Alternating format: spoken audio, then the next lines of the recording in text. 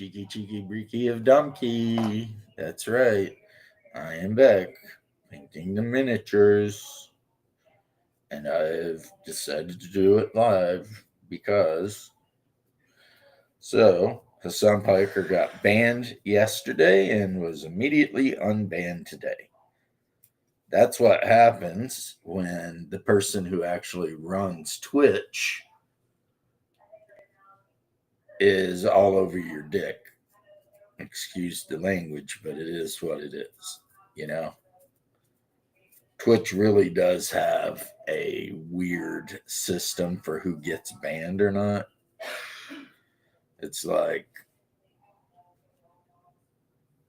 if you were to say what he said, but on a conservative point of view, you would be gone forever. Forever. Forever? Forever, ever? Forever, ever? Yes, you would be gone forever, ever. But if you are a leftist communist and you sympathize with murdering, raping terrorists, then Twitch will cut you a break because. And again, like I said the other day, before we get going good into gaming stuff, which is what I'd much rather talk about, never forget when Hassan Piker is going off on his colonialism and how much he hates the Jews for colonizing and blah, blah, blah, that he's a Turk. His entire nation is colonialism, right? Prior to the Turks moving in and taking the place by force, it was part of a Hellenistic empire, the Eastern Roman Empire, to be a fact. And not only did they conquer it, but then they enslaved all the people, forced them to convert at the sword, and those who wouldn't had to pay the jizya. Uh, so to me, it's so amazing to have a person of Turkish extraction accusing anyone of colonization when the original Turks are from East Asia. I mean, we're talking like north of China.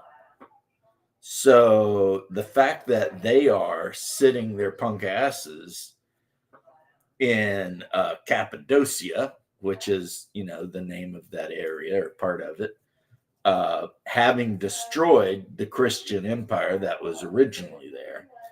And then this guy literally has the nerve to get on and call the Israelis colonists. But he forgets to mention that prior to World War One, Palestine, which is the Latin name for that region, because Palestinians don't exist. The whole word Palestine is a Latin word that the Romans called the region. Has nothing to do with the native people. If anything, they would be Canaanites. But anyway, I digress. That whole region was owned and administered with an iron fist by the Ottoman Empire. So he's mad at the Jews for supposedly being colonists in a region that his own nation and people colonized and mistreated terribly. I mean, anything you think that the Israelis have done negative to the Palestinians in like recent history doesn't even compare to the shit that the Turks did. And I don't know. Has anybody ever heard Hassan take responsibility for the Armenian genocide? No? Because, I mean, if we're going to start talking about who's colonizers and who's committing this and that crime, I mean, the Turks, specifically the young Turks, which is funny since that's what chink named his news group after. They were responsible for the death of millions of Armenian and Greek Christians.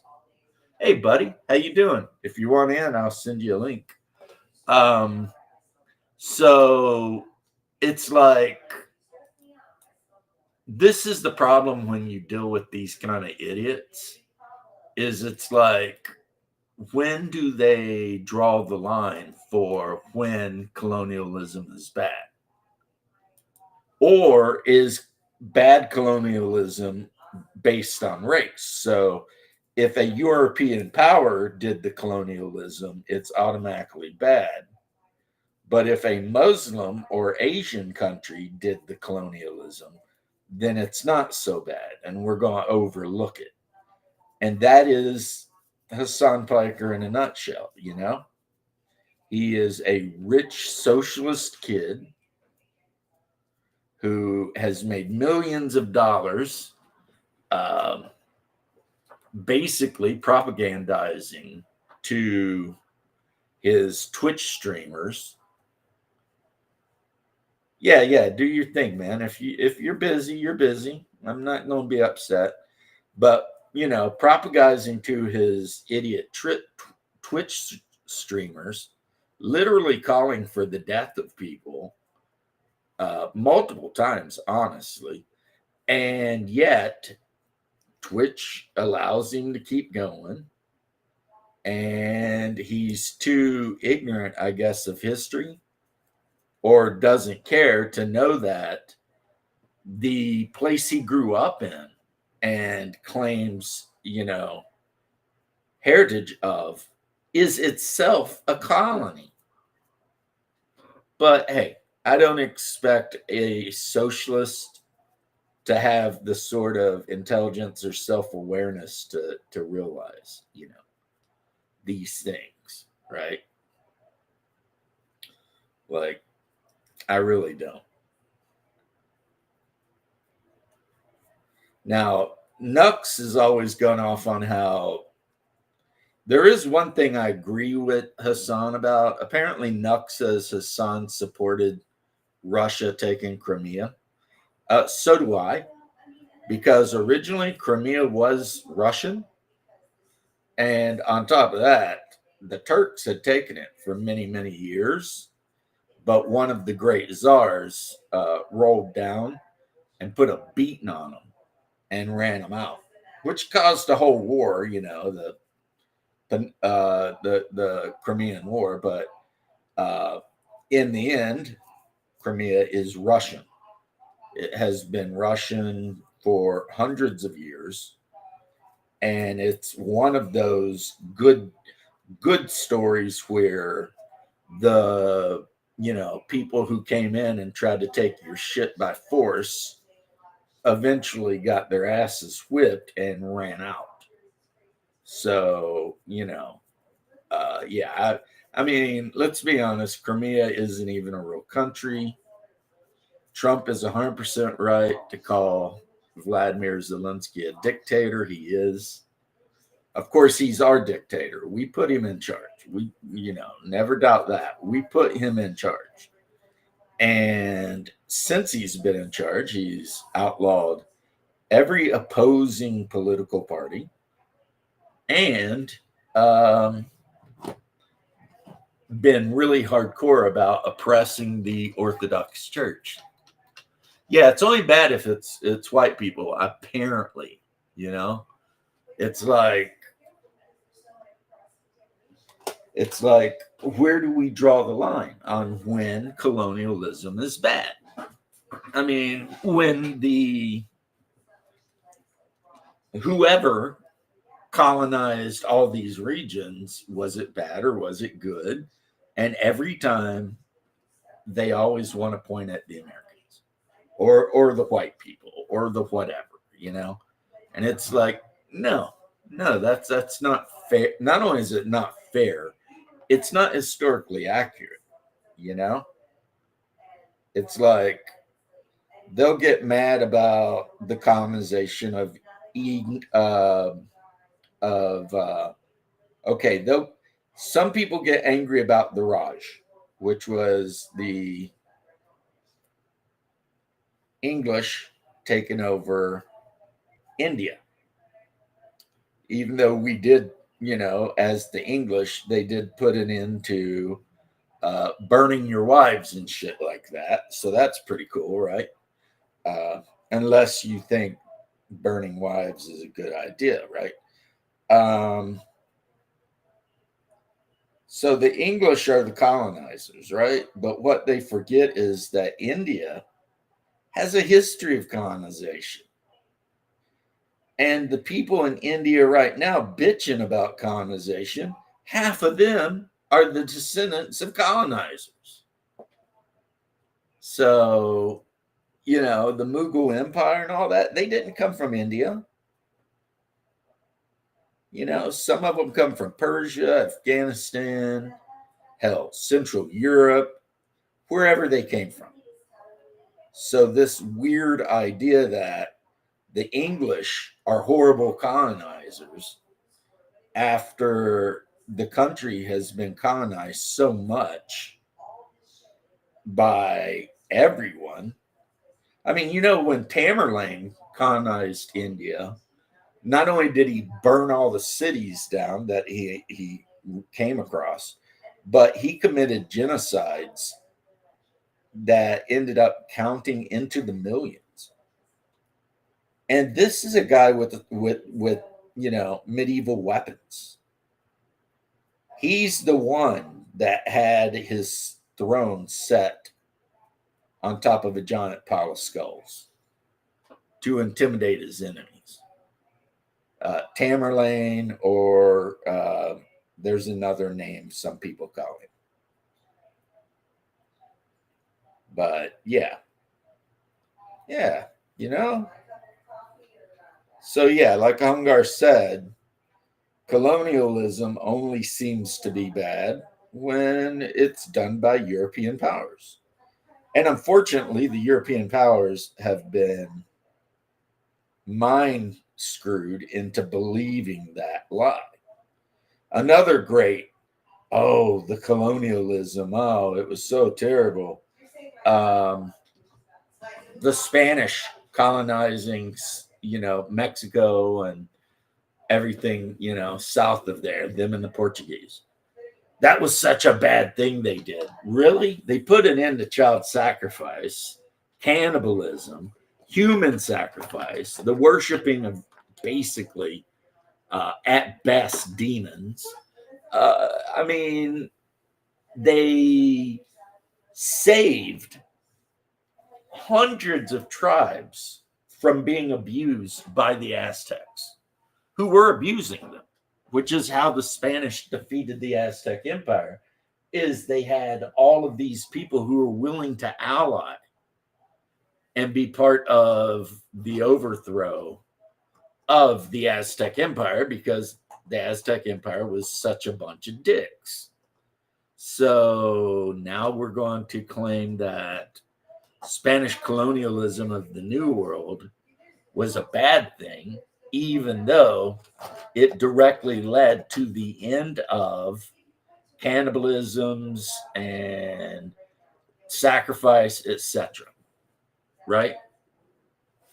And all of the different colonialisms in Africa, they were all horrible, even though they led to the cessation of horrible things that certain African tribes did.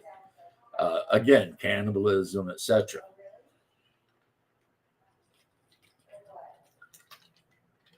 I mean, it's all bullshit. It's all a lie designed to guilt European, Indo-European white people into feeling bad about their history, when in fact they should not feel bad about their history. If anything, they should be proud of their history. They should take the Mongolian point of view, which is, they're proud of their history. Genghis Khan conquered, a quarter of the world or whatever, and they're proud of it because I guess it's like this, right? If you're in a sports ball, right? And let's say you're a huge Boston Bruins fan. We'll use hockey, right? And the Boston Bruins beat the shit out of the Calgary Flames or some shit.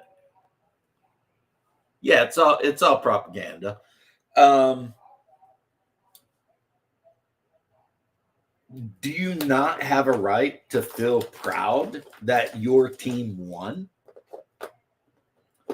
Well, I mean, every time your ancestors, regardless of who you are, I mean, because you could be a Zulu sitting here. And I would say the same thing. You have a right to feel proud of the things your ancestors did, just like you have a right to be proud of your team winning the Stanley Cup. Something I'm going to make a dig, Bear. I love you. Something the Canadians are never going to know anything about. Probably forever.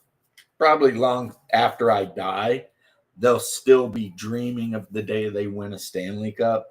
But it's not going to happen because every Canadian that comes up through the minors that's, halfway decent, an American team is going to give them a big old sack of money and let them move to California or somewhere way more beautiful than Saskatchewan. And then they're going to play for us and they're going to whip your asses. Now, I guess on one hand, sidetrack just a little bit, you can be proud that at least you're being beaten by Canadians and Eastern Europeans. So, I mean, still your people. It's just, but the point is, like, the Mongolians, they played this game called Can We Conquer the Whole World way back in the day, and they won that game. You know what I mean? For a long time, they were the winners. They were the world champions of conquering the world. So, should they feel ashamed of that? I think not. And again, people talk about colonization. They never bring up the Mongols. Not that I think they should, but I do bring that up when it comes to somebody like Hassan Piker and his merry band of idiots that believe the shit he says. It's kind of like an Arab. Any person of Arab extraction talking shit about colonization, and it's like, have you looked at a map? Your people come from the Arabic Peninsula. So how is it that all of North Africa is Arabic, but you're not a colonizer? And when you invaded Spain and tried to invade France, that wasn't being a colonizer, right? But if the French build an empire anywhere near Africa, they're evil colonizers. So yeah, it's a double standard. It's only applied in one direction. And I'm telling you guys, it needs to stop. And if you are of European extraction or any extraction, do not let people make you feel bad for your own people, your ancestors. Do you think I feel bad because my German ancestors were running amok, beating the shit out of the Romans and whatever, or my Slavic ancestors were, running amok and duking it out over Poland? It's only colonization when white people win. Yeah, exactly. That's what Hungar said, and it's true. Because, like I said earlier, and I'll say it again, also, not your echo, Privyet. I hope you're having a very wonderful day with lots of kvass and lots of potato salad. But to have someone like Hassan Piker or his brother complain about colonization when they're Turks, that's like the ultimate jerking off over stupid shit. You know, I mean, I don't even know how to say it, because it's like, hey, Mr. Turk, you're not supposed to be there. You weren't invited there. You showed up from basically just north of China. And not only did you fight wars for hundreds upon hundreds of years to drive the Hellenistic peoples out of that region, not only did you fight all these wars to do that, but then you enslaved and essayed the native people to the point that now you no longer look Asian. Hamas Piker, what a scumbag.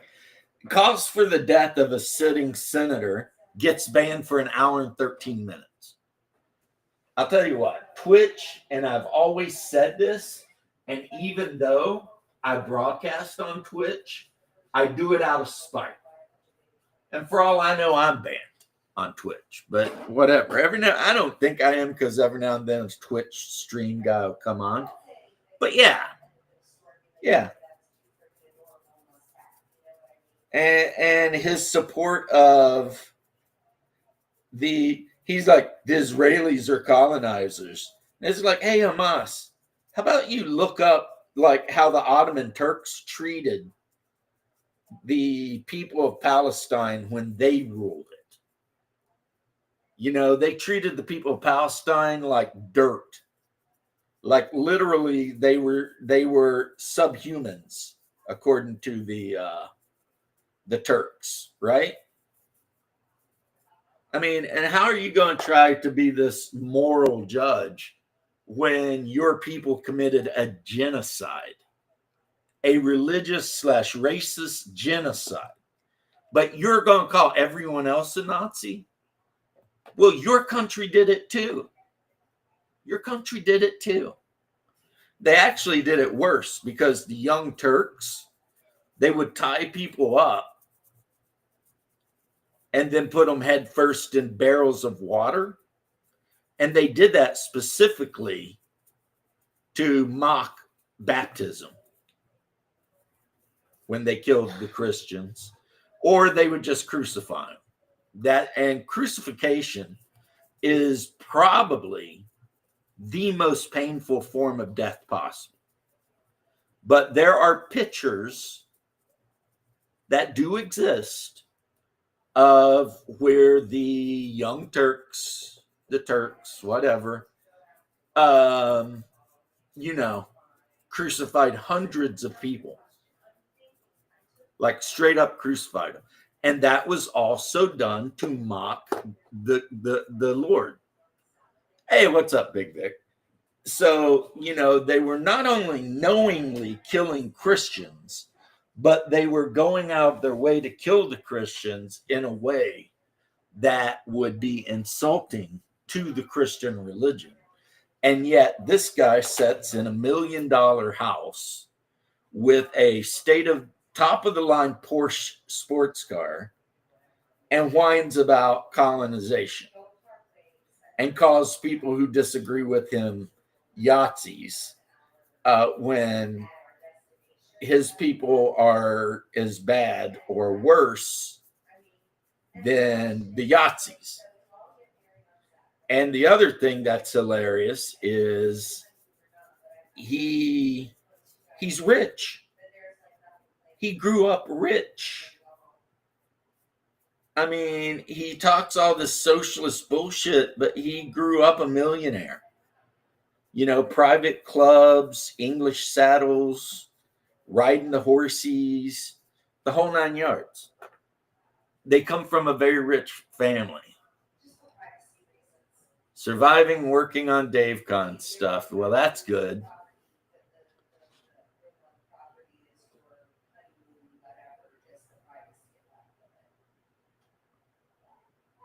Well, not your echo. Modern day Democrats are not the Democrats of even 10 years ago. I don't know what their problem is.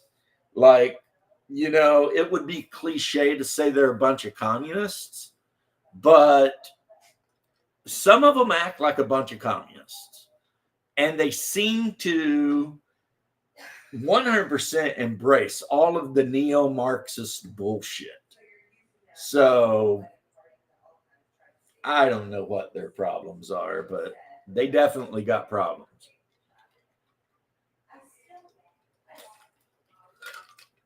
I mean, for real. It's like, yeah, you can't even clap for a young boy that's dying of brain cancer. 8 inches of snow last night. Yeah. I know all about that because, my wife calls me Snow. No, I'm joking. But remember the rap album from way back in the day, 12 Inches of Snow? That had Informer on it. Yeah, they don't even, it's like the Democrats don't stand for anything. It's like, what do they even stand for? What do they even want? All they do is bitch about Trump. But none of them come forward and say, hey, this plan, that plan, And then every time Trump does anything good, these assholes come out of nowhere and try to take credit for it. These assholes are literally trying to take credit for the southern border and the fact that there's not a mob of people running across it and give it to Biden. What's up with the James Gang HQ? Working on my Trench Crusade table. As you can see, it is doing very well. Right now, it's just a matter of painting. The building is completely done. I just need to paint all the sandbags and, the building ain't completely done. I'm going to put more sandbags around that trench system. Making sure that it's as fair for both sides. I'm trying to sell stuff on Facebook Messenger, and it's hard because I am definitely not a merchant. Hey, I know, don't make any jokes about the fact that I've got, was raised Jewish. I'm just not good at being a merchant. And people are getting mad. They're like, you should be more organized and blah, blah, blah. And I'm like, dude, I am not a merchant. I told you what I have. I can take pictures of it. It's out in my garage. So it's going to take a minute because I got to go out there and dig around and we can talk about it. And then I sent this one guy like pictures of like 5 Warhammer Fantasy armies. And he's like, I want them. And it's like, okay. It's cool that he wants them because I do want to get rid of them. But the Dark Elf army by itself is probably, even if I went half price on it, it's probably $1,000. You know what I mean? I mean, it's got like all 3 of the, it's got 3 Hydras, it's got chariots, it's got, it's got everything. It's like almost 10,000 points of Dark Elves. So he wants it, but now we got to figure out money, right? And I'm not going to lie, I hate it. I hate quibbling over the money. And then, of course, I've got the Orc army. And my Orc and Goblin army, that's all Skull Pass stuff. So that's old ass stuff, right? Does that make it more or less valuable? I'm not 100% sure if it makes it more or less valuable. So Democrats are rudderless. Yeah, they have no idea. And that's the problem with the Democrats is they don't stand for anything. And all they can do is point at the, and plus Democrats have no morals or ethics. It's like the one guy calling the Republicans liars because of people saying that the Democratic Party was actually hiring people to go to town hall meetings and complain. And then lo and behold, it turns out to be absolutely a fact. And it's just like, yeah, the Democrats have no morals, no ethics, nothing. So anyway, the rest of the James gang, getting back to my fellow Slavic brother, is there a high demand for used Warhammer stuff? Yes. Oh my God, yeah. I mean, like crazy, you know? And it depends if it's really well or even decently painted. You got people that want to charge you $100 for like a Lehman Russ tank if it's painted. I have 10 Lehman Russ tanks. There's a guy wanting to buy my Warhammer 40K stuff, right? Not fantasy, 40K. Does he want to buy all 10 of these Lehman Russ tanks? Does he want to buy the Bane blades, the 6 Chimeras? I mean, and if he does, awesome. And I will even sell them at like a quarter of retail, right? So instead of $70, I would sell a Lehman Russ tank for 20. Is he willing to come up off of $200 for them though? I don't know. That's the thing. And like I said, I am not good at selling things. Most of the time when I get sick and tired of the shit I have laying around the house, I give it away. That's literally usually my go-to move is I give it to one of my cousins or a friend or something. You know, just I don't want this anymore. Get it out of my face, right? But this stuff is way too valuable to just give away. I mean, Hungar knows the last time he visited, I gave him probably $1,000 worth of RPG books. I mean, I can't even remember the number of RPG books, but I can tell you it was enough RPG books to completely fill the back of a minivan, like the hatchback section, like 2 feet tall. So, you know, hundreds of, you know, maybe even more. And you figure your average RPG book is what, $50? And I gave him 100 of them. And why did I do that? Because it was the easiest thing to do. That's why. Because he was here. He knew that his wife would use those books for a fact. And I thought, well, if she's going to use them, then I'll just give them to her. Right? No problem.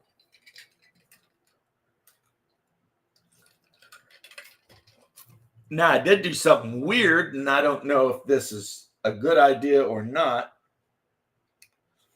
but this Slavic forest demon, I'd have to look up the name of it. I decided to put leaves on it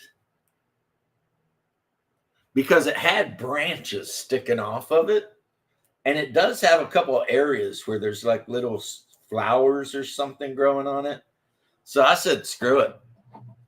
It's a giant walking tree now.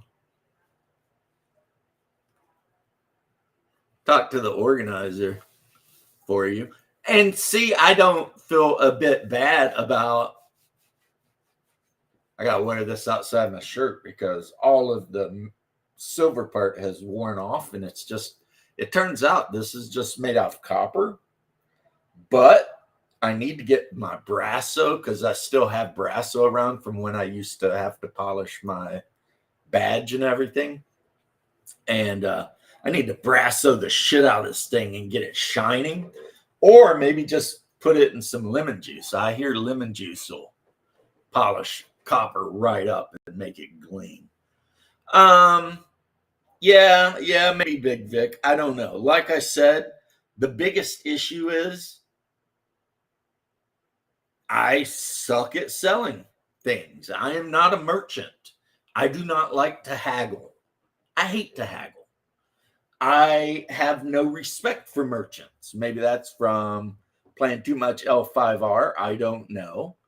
But to me, I mean, there's nothing lower on the face of the earth than a merchant, you know, because it's basically a person who buys cheap from a worker and then sells high to someone else. And it's like, it seems almost like an abusive situation, right? There's Jose. Jose, my friend, how are you doing? I hope the weather's beautiful where you are. It's storming down there. Not that I give a shit. I mean, it's Florida, so.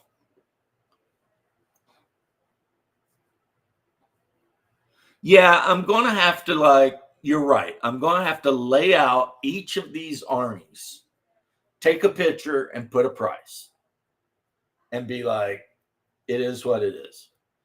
The problem with that is it takes a lot of work, and it also takes me away from being able to do what I actually want to do, which is work on this table. And, you know, it's basically a job, is what I'm saying.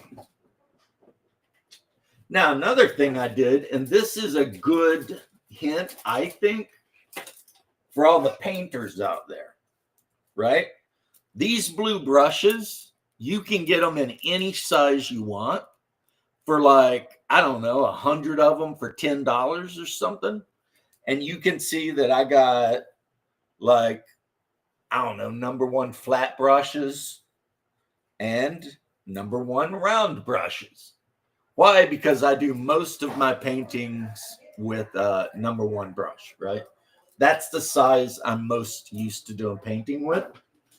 And they're so dirt cheap and everything that if they start falling apart, bristles start acting up, whatever, right in the trash. I mean, I know there's a lot of guys out there who paint and they've got like $50 Kolinsky freaking, and hey, good for those guys. But I'm not paying $50 for a brush that I know for a fact I'm going to ruin. You know what I mean? Because the way I paint, I think that I'm a little bit too forceful sometimes with the brushes. And yeah, so I buy cheap ass brushes, and yeah, after I get done chatting with you guys, it is an intention of mine to get some of this stuff out and picture. One guy wants to buy Baltec figures. Now that will be relatively easy because most of my Baltec figures are like in cases, and I'll be able to just open the lid of the case and be like, here they are. You know, I don't want to sell my plastic Battletech figures, but I will sell my old Raupartha lead figures. So, right now I'm painting some scatter terrain, which is incredibly disgusting since it's just like, a pile of corpses. But this could be used. You got a job. Nice.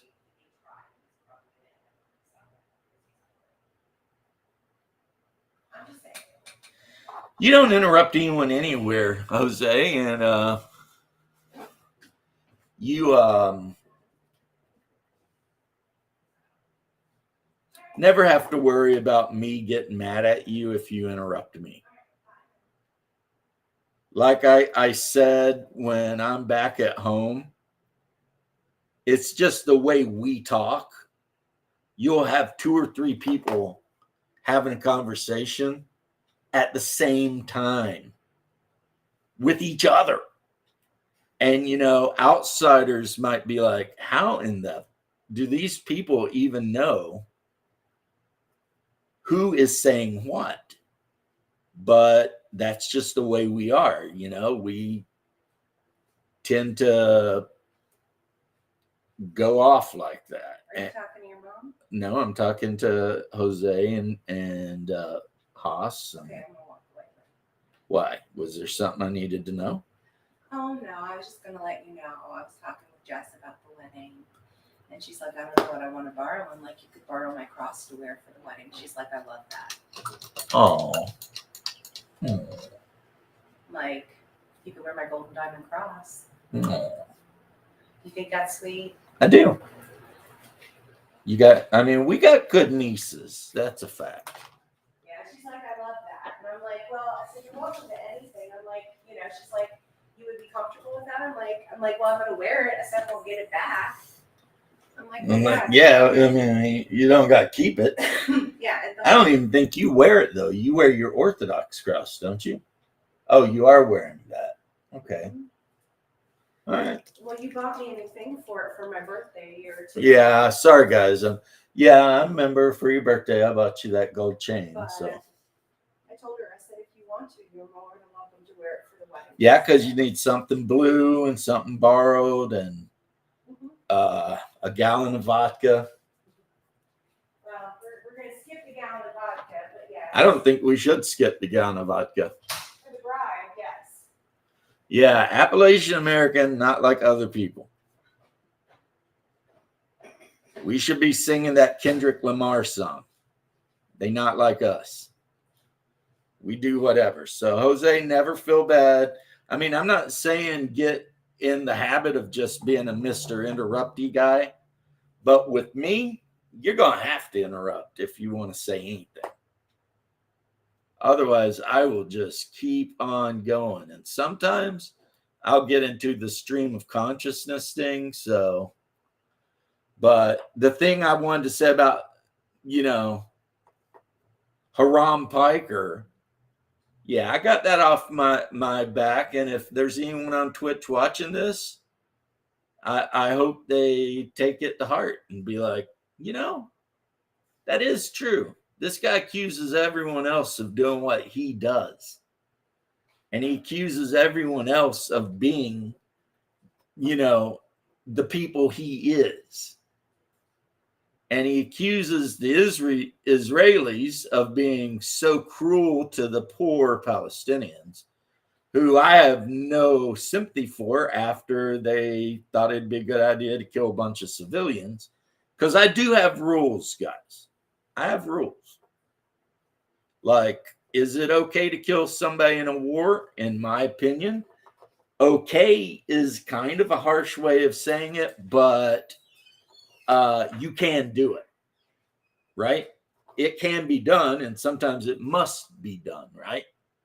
But is it okay to kill civilians and children and to SA women and drag them through the streets at the end of ropes and shit? No, that's the kind of shit that literally, like, I don't know, unintelligent subhumans do. I mean, if you're doing stuff that even the Germans, the Yazis in World War II wouldn't have done, you are messed up. You know what I mean? You are really messed up, right? Like, if the stuff you're doing is stuff the SS wouldn't do, you're messed up. And regardless of how I might feel about this certain group of people that I feel like meddle way too much and also reject Christ. So, all we can do is pray that one day they see the error of their ways. Regardless of how I feel about that,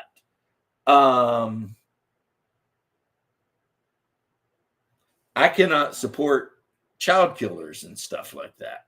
Ever. For no reason. Ever can I do that.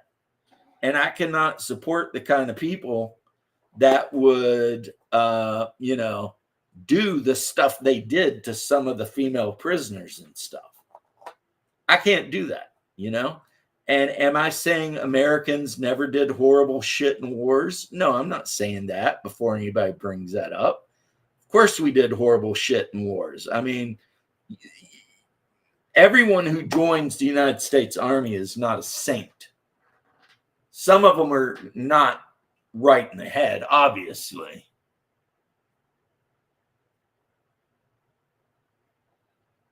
Carnival, yeah. For some reason, I thought Carnival happened after Easter. I thought Carnival was like their version of like, as they call it in New Orleans, Fat Tuesday, or as my church calls it, Pancake Week. You know, so I'm confused about that, but you guys get the point, though, right? Like, if you have to go to war and kill enemy soldiers, you do it. But the shit they did is reprehensible, unforgivable, and I don't give a shit what excuse that Hamas spiker or any of these assholes use. It is not acceptable to do these things. My grandfather had to kill a 14-year-old in World War II because the kid was pointing a Panzerfaust. Well, I mean, right, right. And I'm sure your grandfather probably felt bad the rest of his life, but he wasn't wrong. What's he supposed to do? Stand there and let somebody with a Panzerfaust, destroy not only his tank, but possibly kill, everybody in it? No, of course not. That's crazy talk. And it's sad that that 14-year-old boy made the choice or was forced to go out there and do what he did. I mean, it is a fact that there are a couple of issues, not issues so much, but reports. Like when the Russians went into Berlin, one of the toughest battles they had was the park, because there was like a shit ton of Hitler's youth in there, and they were fighting to the death because 15 and 16-year-old ideologically, captured young men are like no F's given. You know what I'm saying? They don't care if they die. They are just there to, do the thing that they've been taught is the right thing to do. And that's what makes sending young men to war dangerous. Because young men, they don't look at it like me as a young man in Iraq. I gave zero shits about the Iraqis. I 100% believed I was on the right side. I was on the just side. And therefore, any of them that we encountered were the enemy. And they got treated thusly, right? As an older man, I'm like, war's a lot more complicated than just that.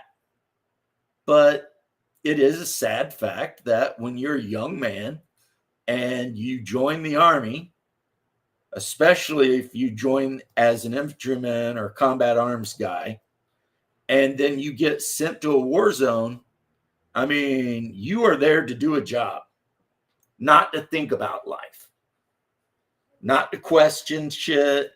Now, when I got done with the war and I came home and I started thinking about some of the stuff that happened, I started really questioning it. Like, oh my God,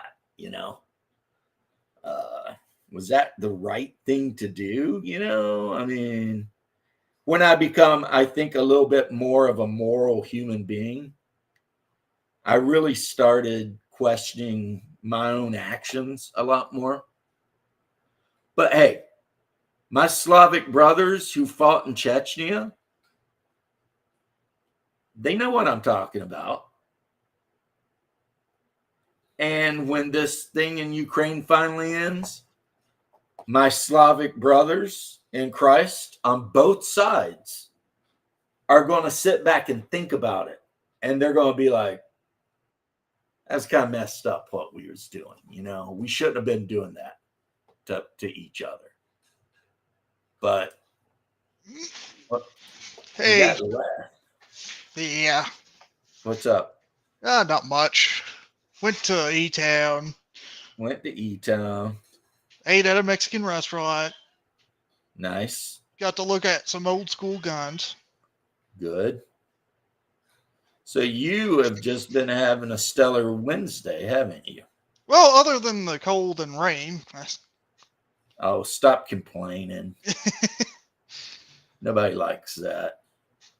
Or maybe they don't mind where you're from, but where I'm from,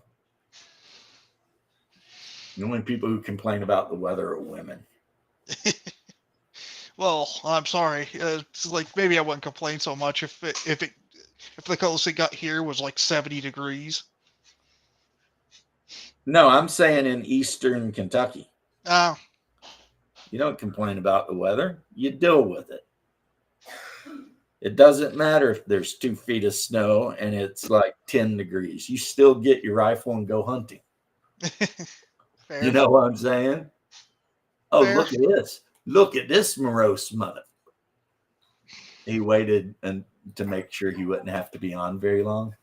Everybody knows that Netflix is just waiting for the war in Ukraine to end so they can make their new movie about a black Ukrainian soldier falling in love with a transsexual Russian soldier. Y'all know it.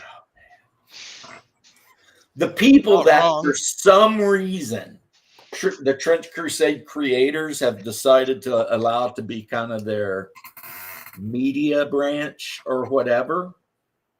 They're the same people who did the story about the 2 space marines that fell in love and had a gay relationship. And one of them was white and the other one was black. And it's like, do you idiots not understand that space marine penises don't work? I mean, it's a sad fact, but once they go through the process that makes them a transhuman combat monster, their genitalia and shit doesn't work. Unless there's one caveat to that.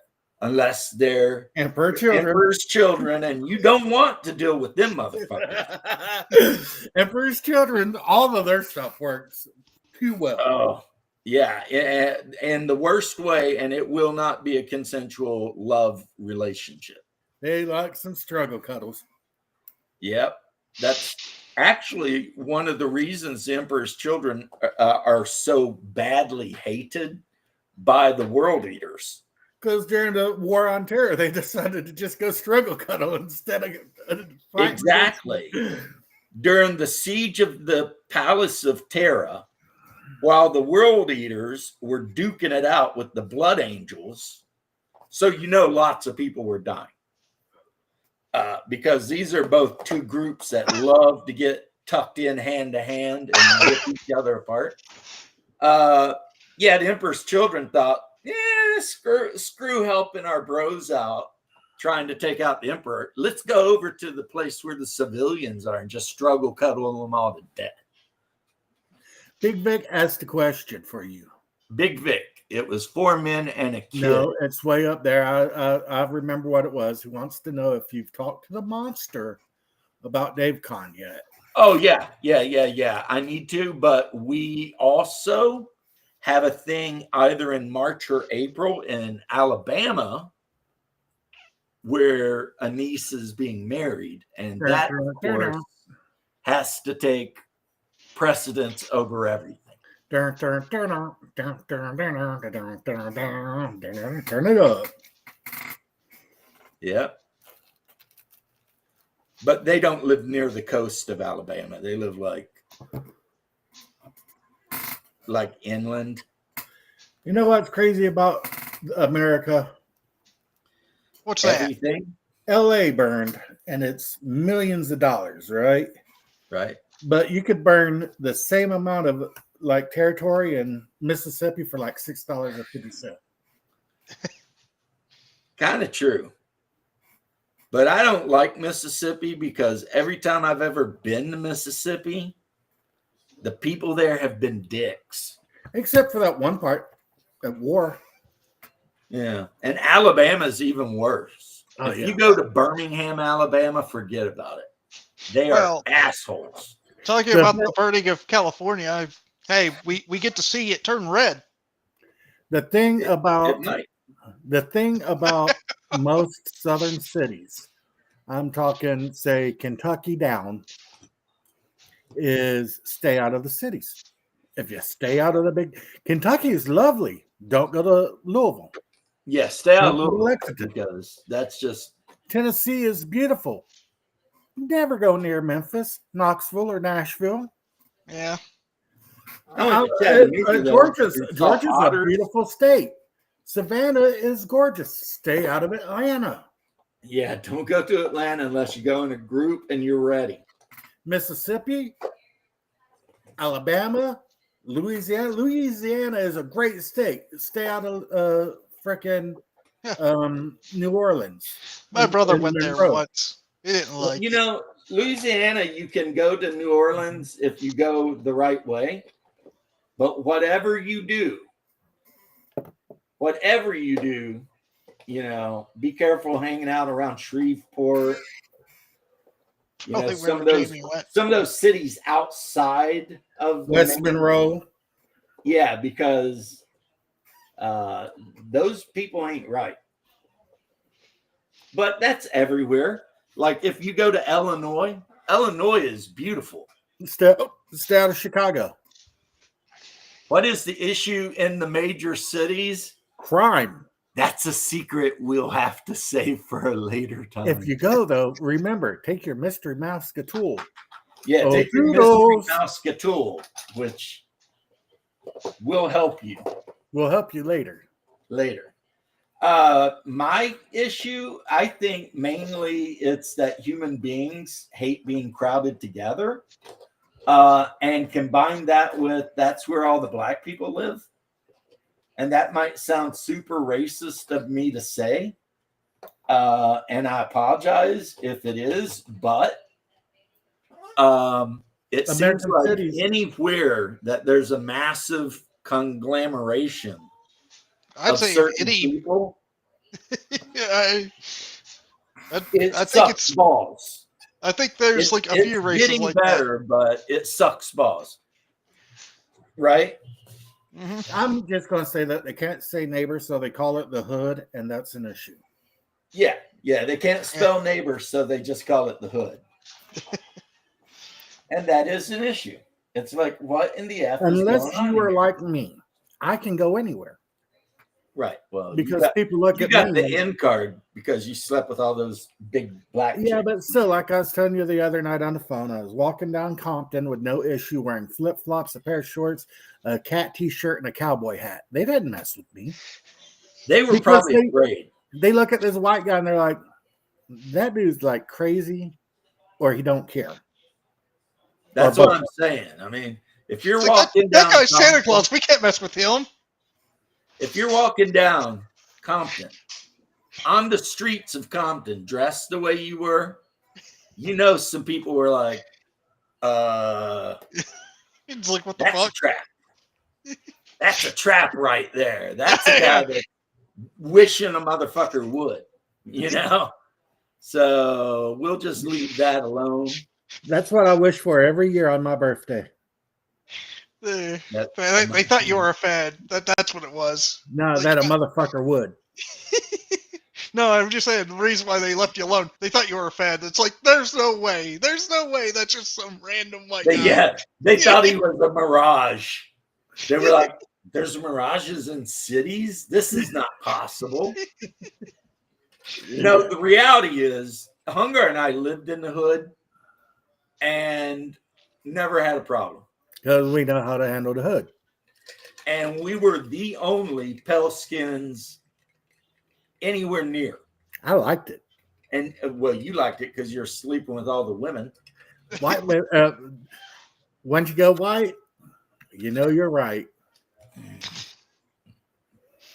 Yep. But you never married them. Even Oh, though those dark- some of them wanted to. Those dark girls love some. They call me white chocolate. Yep. I'm like So, Eddie yeah, Murphy. that's race relations in America. It's like I lived in a hood.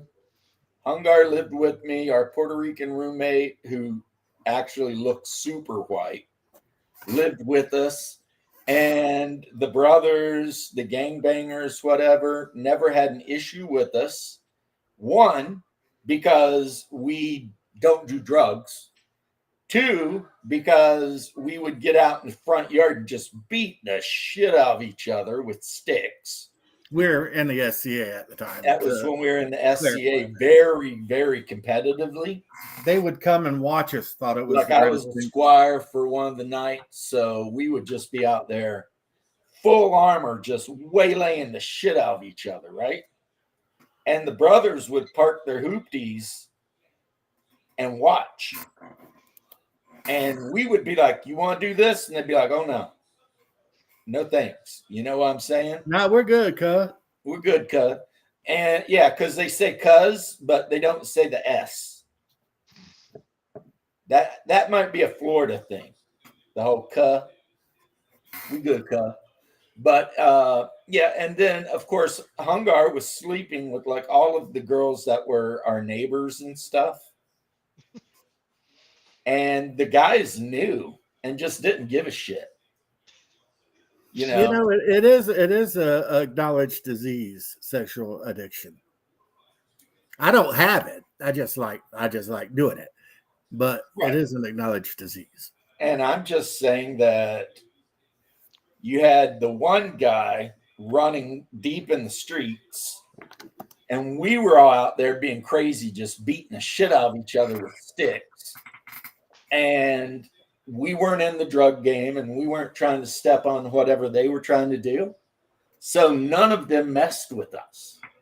It was like, whatever, you know. I think the worst thing that ever happened is at some point somebody stole our puppy. Yeah, Darth Puppy. Yep, we had a really cute puppy we named Darth Puppy, and he came up missing. And it was like, was it one of the hood rats or Was it some else? liberal white woman driving down the road and seeing our Or puppy some, in the yeah, yard? some Karen stole it. Who knew?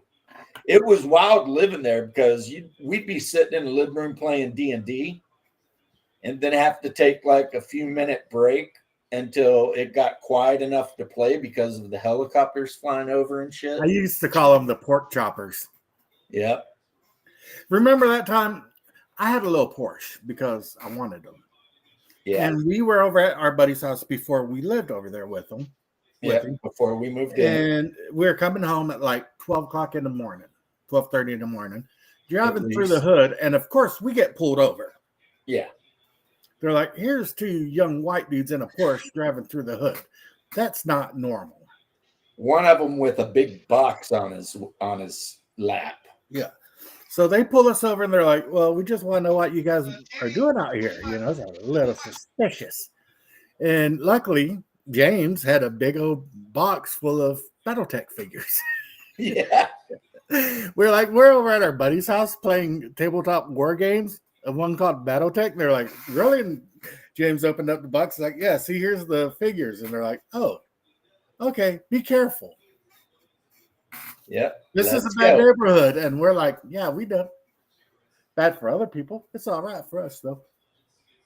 Yep. Let us go because of a box of Battletech figures. Well, if they could have searched us and they wouldn't have found anything. They wouldn't find anything anyway. But yeah, major cities suck, not your echo. Now, I don't know where you live. I don't remember if you actually live in Russia and we're in Russia or wherever you live. But you guys, for a while, you had Gopniks. Well, we have Gopniks too, but our Gopniks tend to be of a specific ethnicity. But they do love sports gear. The Gopniks in Europe like Adidas, and over here it's all about Nike Air Force Ones. Oh, yeah. The black Air Force Ones. But I'm going to go eat dinner. Okay. I just wanted to pop in and say hi. All right. And try my in the wrong neighborhood, owning a pair of Air Force Ones, the black ones, can get you mugged. I wanted to tell my Netflix joke because it's true and funny. Yeah. Right. not only is it true and funny, but it's exactly the thing that 28 millimeter, which is the idiots that are running the um, media and everything for this game, wrote a story about. So a lot of people are sending messages to the creators of this game and telling them you need to back away from those dudes because those dudes are crazy. And they used to 28 millimeter used to have a Trench Crusade Discord. They no longer do because it's like, yeah, no drugs. Yeah, that's the thing. If you're not, it's like this. It's the same with the Italian mob. If you're not involved in Italian mob shit, guess who you never have to worry about? Right? Italian mob. Right. Did you see what Vic said under the no drugs thing? What's I see no drugs. Yeah, but below it, I got pulled over in Kansas City. Thought I was a drug dealer. Asked if I had any weapons. Sure did. Some custom-made bat lifts. Oh, jeez. It was Yeah, the that cop was like, you Star Trek nerd. I didn't Well, know Vic is Klingons a dealt in tall drugs. guy, so he's probably as big as a Klingon. No, I didn't know Klingons dealt in drugs. Yeah, I don't think so. But that is what I just said, which, like I said, may seem racist. It is a fact that all the areas in the inner city where the poorest people live, and these people tend to be of a certain ethnic minority, that's where all the crime is. Now, the question is it because the city's full of black people, or is it because the black people are super poor? That's the question you can ask and see, like, what's up. Because it could be either, and I'm not a genius, so I don't know. But that is America. That's America right there. So if you're in Kentucky, you can go to pretty much any small town anywhere. And the small town you go to can be 90% black guys. And it'll be fun. And you'll stop at the diner and eat some food. And everybody gets along. And it's great because we're all Kentuckians, right? Yep. But you go into Louisville and take the wrong turn, that could be your life in your hand. And I mean, none of it. Why? I don't know. But it is how it is. But my brother-in-law who lived in Serbia, he said that, depending on where you went in Serbia, could be. Well, not sure the Amish have much material wealth. Yeah, Nice well, they land, got though. land. That Yeah. counts. I'm But just talking Amish about. rich? No, I'm not Yeah. Amish rich. The Amish with their freaking cellars full of food and all of their land and stuff, man. I mean, is it a hard life? Yeah. Yeah. You got to get out and work your ass off. But at the end of the day, you get a beautiful community full of people and,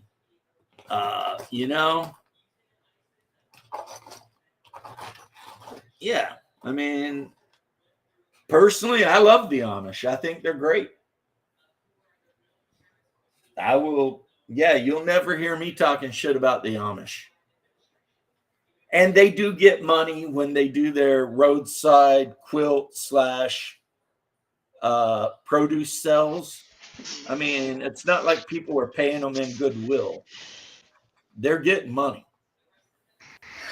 which they need because they still have to pay taxes and stuff, So, And possible potential legal fees, too, because You know how certain people are. Yeah, trying to go after the Amish because who knows why. Those guys have been here for like It's because they're 300 years, actually. but all of a sudden, people are It's because the interested government in. doesn't like a independent group like that. I think that that's 100% correct. That the fact that there's a group of people out there doing their own thing and not, bending the knee to the government over every damn thing, it really bothers the government because the whole purpose of any government is control. Yeah. And especially if you're a minor, it's like the lower you are on the scale of bureaucrat, the more of a control freak you'll be. That's why the assholes at the DMV are the biggest assholes in America. Because there's no one more of a pain in the ass than a minor bureaucrat. Because they're going to force their whatever on you. Because that's just the thing that they do. Yep. A petty freaking tyrant. dictator. The worst. So the second they find out somebody's not doing something in a way that they think it should be done, then they got to get involved and fuck everything up, excuse the language, and, basically be a bunch of dicks for no reason. It's like the Amish have been there since before the United States was the United States, probably. So leave them alone. Let them sell their quilts and veggies on the side of the road every now and then. And, it's all Or good. like some of them do. Some people will actually go there for meats too, because some of them do sell meats. Oh, yeah, they sell pig. You can go there and get pig. Now, they were getting in trouble. The thing they're getting in trouble over is stupid, too. It's milk. Yeah, milk and beef, actually. They're also getting in trouble for beef too. Because when the Amish drink milk, they don't pasteurize it. They just drink it. Yeah. Which is the way I grew up. We had It's a the milk way cow. anybody should grow up. Pasteurized milk's not good for you. Yeah, we had a milk cow, and it got milked, and we drank the milk. And it was not boiled or whatever, however they make it, pasteurized. It was just milk. We drank it, whatever. I'll tell you what, we were so poor. One thing that my grandma used to do is, do you know the condensed cream that comes in a can? No, I mean, I think I know of it. I never had it. She would buy that and then mix it with water so that it would be like milk. Well, And that's what she would give us on our cornflakes and stuff. And she always had like a shit ton of powdered milk in the pantry. Like boxes of powdered milk was like a thing with her. huh. It was, that's on my maternal side, my grandmother on my maternal side. I don't think my grandmother on my paternal side, I don't think they ever ate milk.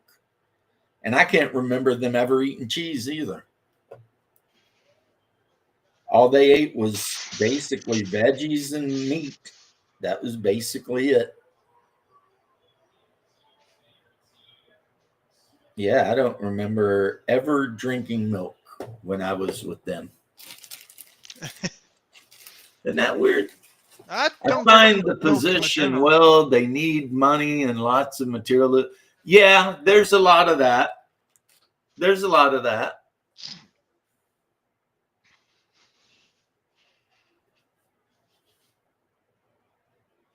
Well, the thing is, in America, and this started with the left, and I'm not even going to say Democrats specifically, but left. We have this thing in America, and it's like you'll see it a lot. It's the racism of low expectations, where certain groups will not be held to the same standard as other groups. I mean, the whole point of DEI and what's that other thing they're always talking about that they want to teach in school? I don't know. And the 1619 Foundation and all. Anyway, in America, we have tons carnation. Exactly, Big Vic. That's the stuff. We have tons and tons of this stuff that they teach kids, right? And it's basically the philosophy of lower expectations. It's like we shouldn't hold these people to the same standards we hold these other people because insert reason. Typically, it can be anything from economic whatever, blah, blah, blah, blah, blah, blah, blah. But really what it amounts to is they just, they don't feel like the group they're talking about can compete. So they want to make it where they get advantages so that they can compete. Of course, they don't actually compete because if you're lowering the standards on things, then you're already screwed up. You know what I mean? Yeah. I mean, it's already done. You know, if you join the army and all of a sudden you don't need to do 42 push-ups and however many setups, etc., minimum, then I mean, what is exactly the point again? You know, like what are you trying to create? And for whatever reason in the United States, that has been a big thing for like the last 20 or 30 years. You know, where it's like, oh wait, these people didn't get through the training. Well, then we've got to lower the training.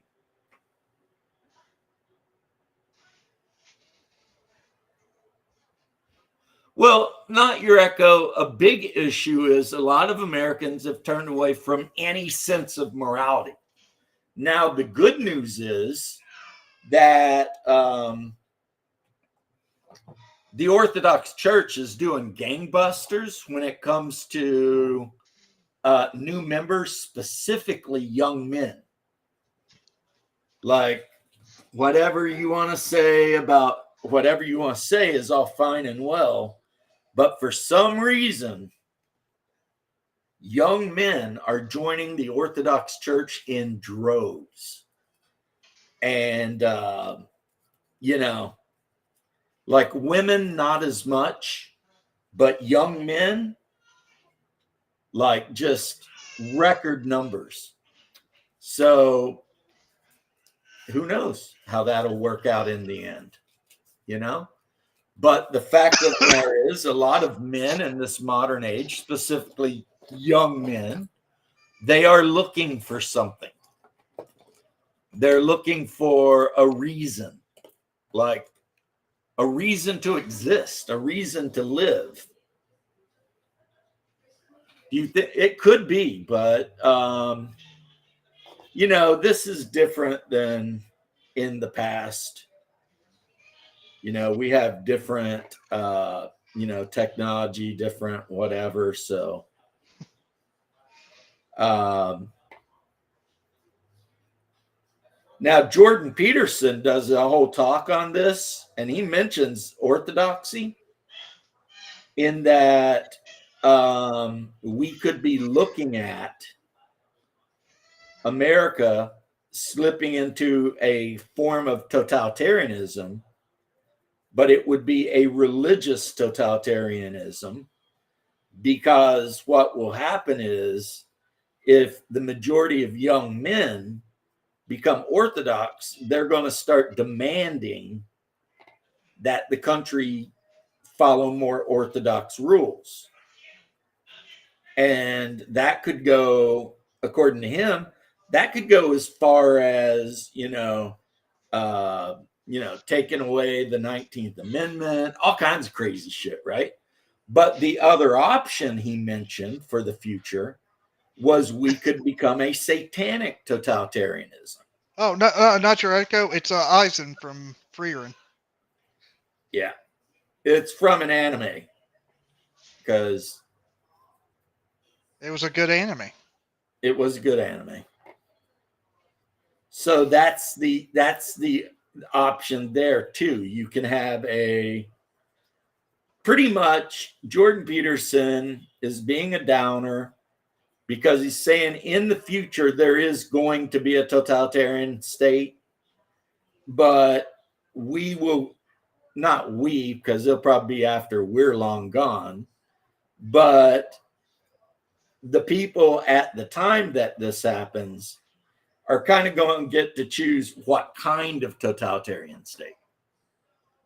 Like, will it be a satanic totalitarian state devoted to all of the worst aspects of humanity? Will it be a Christian totalitarian state? And if so, will it be like a Catholic / Orthodox, or will it be Mormons or whatever? I mean, it's a really weird is a good word for it, but interesting interview that he has. Is Leth a weeb? Yes.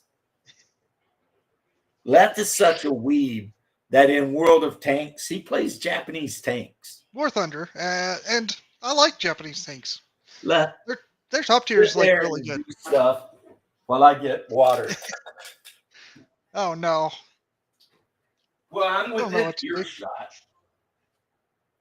Well, James, I found a Lee Enfield at the gun store. That was a pretty interesting find. Then there was the let's see, that weird shotgun, old school shotgun it seems. Huh. Like, I mean, it looked like a flintlock, but it was a shotgun. They also had another flintlock too. Not the one I wanted though, so I was like, eh. You know my opinion about shotguns. Remington 870 is the best. Remington 870. There's a certain small time period where you did not want a Remington 870, sadly. Well, maybe. There was a time period where all the Remington stuff was trash. Yeah. Whereas since I've called my boy Leth, my fellow brother in Christ from the great Commonwealth of Kentucky, a weeb, I will admit to being somewhat of a slobaboo. Because whereas Leth might watch anime and he might want an Arasaka rifle for some reason, They're pretty good. They're not bad. I am like super hardcore into Russian culture. Now, I have an excuse, and maybe Leth does too. I don't know. Leth could be Japanese for all I know. No, I've seen him. He's not. My excuse is that I am, my dad is from Russia, and that, I have Slavic blood. But yeah, I am a Slavaboo, like big time. Well, look, I do like Irish stuff too, or Scots-Irish stuff too. Well, I mean, that's more about my heritage, though. That's part of your heritage, so yeah. I even have myself a little armor light. Right. Well, me and me little Armalite. Yeah. Yeah. Apparently the British were not fans of the little Armalite. But hey, ours are not bad. I've got an Armalite. Yep. except mine's chambered in 300. 5.56. You could also use 2.23 in it. Well, I've got the two different uppers, so I can just shoot whatever I want. If I ever go to the range with it, it gets the 5.56 upper. And if there's anything, I like a lot of guns from a lot of different places. It's not just the Arasaka. I was just saying about your weeaboo stuff. Yeah. Now, I can't talk a whole lot of shit because I did play 5 Hearts Under One Roof, and I beat it. And I ended up married to the 30-something-year-old chick with the really big tits, who apparently, if you get the extra scenes for doing extra things, she's actually like a Maxim model in Korea, and you know. Well, So she does look good, so I can't oh be yeah, she's a surprised with good that. looking woman, and I don't even like Asian women, generally speaking. Sometimes I remind my wife that I do have a Korean wife, so she needs to be careful. Yeah, I don't think my Korean wife knows though. So And again, there is a reason why the Arasakas have such a bad reputation, and it's not because the Arasakas were bad. It's more that whenever America came in and started capturing them, they got a lot of training weapons, started using live ammunition in it, and they exploded for obvious reasons. also they were bad. What? I mean, left don't want to admit it, but they were bad. They weren't bad. No, they work fine. You can see online videos of people firing them. They work fine. Yes, some of them did. Not just some, it was mostly. I mean, maybe you'll find some late war variant where they were basically scraping the barrel for whatever they could find to make them. Then maybe you could say, yeah. But if you That get was the any issue mid or is- early ones, they were perfectly fine. Yeah, that was the issue. Is by the late war, they were literally hand assembling the Arasakas in people's sheds and stuff. Yeah, but even in the kind of the later mid tier, you'll find Arasakas, they won't look as refined, but they still function very well. Mm. See, look at him defending his weeaboo bullshit. And again, a lot of the issues when you look at old school U.S. manuals are mainly, kind of because of the training Arasakas that they had. If you say so, man. It was hard to tell between a real Arasaka and the training one because the real big difference between a training Arasaka and the real one was the training Arasaka didn't have rifling. Yep. Again, if you say so. I mean, you do you, man. Hey, of all the rifles in World War II, the Arisaka was pretty much trash. No, it wasn't. Every other country had a better rifle. No, actually, I'd say Japan actually had about the same as Germany, really. You are insane. I'm not insane. Think the Arisaka is anywhere near the K98K, yeah, you're insane. They're actually very similar, actually. They're not that similar. One, the K98K is a lot shorter. It fires a better round and accurate to the point that you could snipe people 1,000 meters away if you're a good shot. I'm just saying, in the functionality, they whenever it comes to the bolt action, it's basically a K98K's. Well, I mean, they copied the K98, but it's not as good as a K98. It does have the only World War II rifle range that was as good as a K98 is the Garand, the M1 Garand. That's it. I'm gonna say this. Even I the think Mosin Nagant was a piece of shit, but well, they yeah, didn't the care because they're like, make 1 billion of them, Who cares as long as you can fill a billion of them? Yeah, just build them all. I mean, I had a Mosin before I think I gave it to Hungar. I have a Mosin. It was an actual World War II Mosin that I'd bought for like $50 or $100 or whatever. And that thing was so rough made. It was like, Yeah, I don't like them. you could tell that they did not put any effort into like machining it properly or anything. Now, I mean, if you didn't mind getting your shoulder dislocated firing it, the thing was accurate as hell. And it was very, very reliable. See ya, But Vic. when you looked at like the metal on top of the receiver, okay, reprobates, you're out. Catch you later, homie. It was just like thrown together trash, you know? No, I know. I have. It was just like this. I don't like it.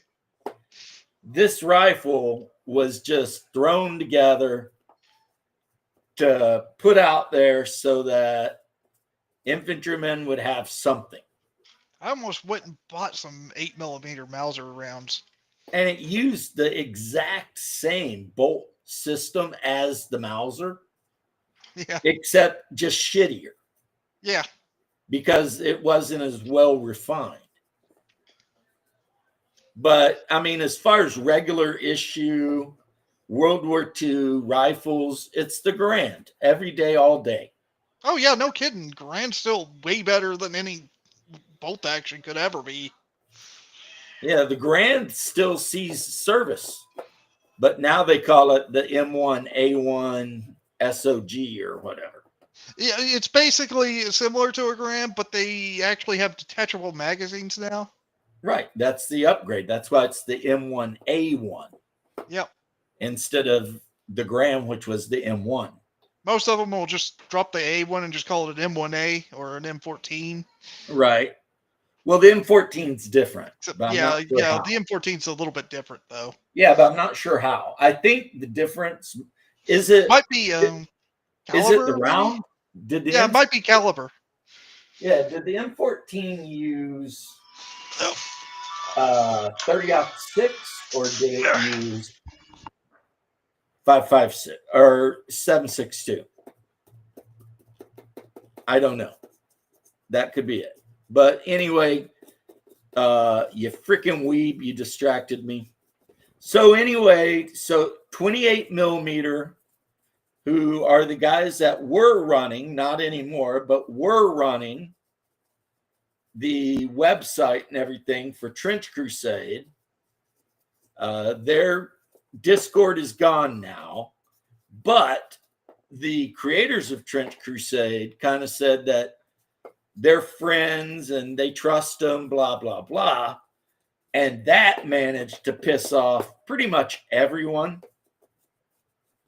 So while Trench Crusade has had a really good start as a game, if they're not careful, they'll have a really bad ending really quick. You know what I mean? Like, if they let 28mm, the same company that's always pushing for female space marines and gay space marines and all that shit, if they let them become the marketing face of this game, they will kill this game. Because the main reason a lot of people came over to this game anyway, a lot of people, not me, but a lot of people, was because they're sick and tired of Warhammer pulling stupid shit. And if this game starts pulling the same stupid shit Warhammer pulled, then all of the Warhammer rejects that came over to play Trench Crusade will just go back to Warhammer. Because they'll be like, well, what was the point? You know? I left Warhammer hoping I could play a game that wasn't full of, you know, weird politics and shit like that I'm not interested in, except this game's worse. And then James, dinner's ready. I gotta go. See ya. You got to go? Yep. Dinner's ready. Catch you later, homie. Say. So, yeah. So that's how Trench Crusade kills itself if it isn't more careful with how it presents itself to the public. And as I've said in multiple videos, right, they say that a lot of the people involved with Trench Crusade hate conservatives, they hate Christians, etc., right?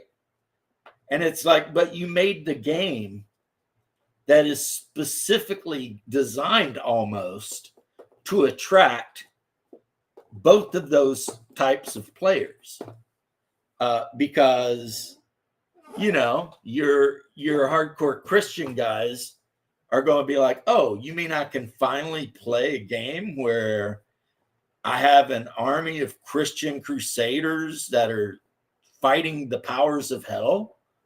That's badass, right? And then, of course, some people might play the demons, but whatever, you know, that's fine. But if they try to like turn it around and make it into some, you know, anti-Christian thing, then they'll just be done. That'll be the end of them. And, you know, and then people like me and Hungar will play the game. We just won't acknowledge that they exist because we don't have to. Like the army I'm working on right now, which I'll show you, even though it's all in black, was created by some random STL guy. Actually, I created it using parts. But these are Byzantine Fietiori or whatever. So like Varangian guards, except they're equipped with World War I and World War II weapons and big swords. So that's a perfect war band. And the Trench Crusade guys didn't get a nickel off of me for that army. And the other army I'm working on is using the bodies from Swiss guards from Warlord Game or War Games Atlantic, and the arms come from a guy who just makes arms and weapon sets. It costs $1.99 to buy the arms and weapon sets to go on these guys. Even though a few of them I decided to keep the halberd, but I glued a shotgun on their back. So, you know, if they're ever in a situation where they need to unload a shotgun at somebody, you know. Now, there are some Trench Crusade parts on some of these figures, like this big-ass BAR. But overall, no, this is 100% more or less my stuff, you know. It's completely unfamiliar with Trench Crusade until you start talking about how did you come across it? The artwork and people complaining about it mostly. And the people who complained about it, like Archcast and everything, they're not wrong, because what they're complaining about is the fact that 28 millimeter, which are a bunch of war game tourists who are more interested in pushing their weak ass politics instead of, you know, making the game better, got involved, and pretty much anyone that was even remotely conservative, they banned off the official Trench Crusade Discord. And it got so bad that, you know, the Discord ended up getting shut down. But not to their favor, the people who spoke for official Trench Crusade, the creators, said that they 100% support 28 millimeter. Bad move Bad move. Now, since then, they have kind of taken a step back, and distanced themselves a little bit, but they need to distance themselves a lot. They need to, I think if they want to have success, they need to come out and say point blank, we are not interested in politics. We are interested in making games. And I think if they did that, they would get a lot of love from a lot of gamers, both on either side, left or right. Because there are a lot of people out there, left or right, who just want to play games and don't want to be preached at about the game they want to play, especially not by the game they want to play. No one in their right mind wants to be preached about morality from Games Workshop. One of the most immoral, worst companies to ever exist. So Games Workshop trying to preach morality is like, yeah, that's a joke. I mean, the same company that wants to charge $12 a piece for heavy intercessors, get out of here. I mean, you're the worst, The people who basically told half of the player base to go pound sand. But then again, they're British, so, you can't expect them to have any damn common sense, right? Because, I mean, I don't know what happened to Britain when they become so servile and weak. And just anytime the government tells them they have to do anything, they immediately jump to. It's like, what happened to you guys? I thought it was such a joke the other day when they were, Trump and Vance was hanging out with Keir Starmer, and he was talking about their long history of free speech and how he's very proud of England's free speech. And it's like, dude, you are literally throwing old ladies into jail for praying. So you don't get to declare that you're a beacon of free speech. You're not. You are a totalitarian government ran by a bunch of bureaucrats. And honestly, I wish Trump would tell the British that, yeah, you're no longer a favorite ally. Until you straighten the F up, you can just pound sand. And another thing I wish, which some people won't like, is I wish the U.S. would just tell NATO to go F itself. And I don't mean just the part we already told to go F itself. I mean all of NATO. If the United States was really smart as far as politically, we would drop out of NATO and start talking about alliances with Russia. Can you even imagine a world in which the United States and Russia form an alliance? First off, Russia could tell the Chinese to go pound sand. So that'd be the end of BRICS right there. And secondly, all of Europe would just be our bitches for forever until the end of time. And that's what we should do. We should punish Britain and the rest of the EU, except maybe Poland. We could invite Poland into that mix and be like, yeah, we're done with your stupid shit. You guys talk down to us while running a totalitarian police state that throws people in jail for thinking. And yeah, we're done. We're done. Done. You guys can all just kiss our asses. How about that? And the fact that we would ally with the Russians would just be icing on the cake.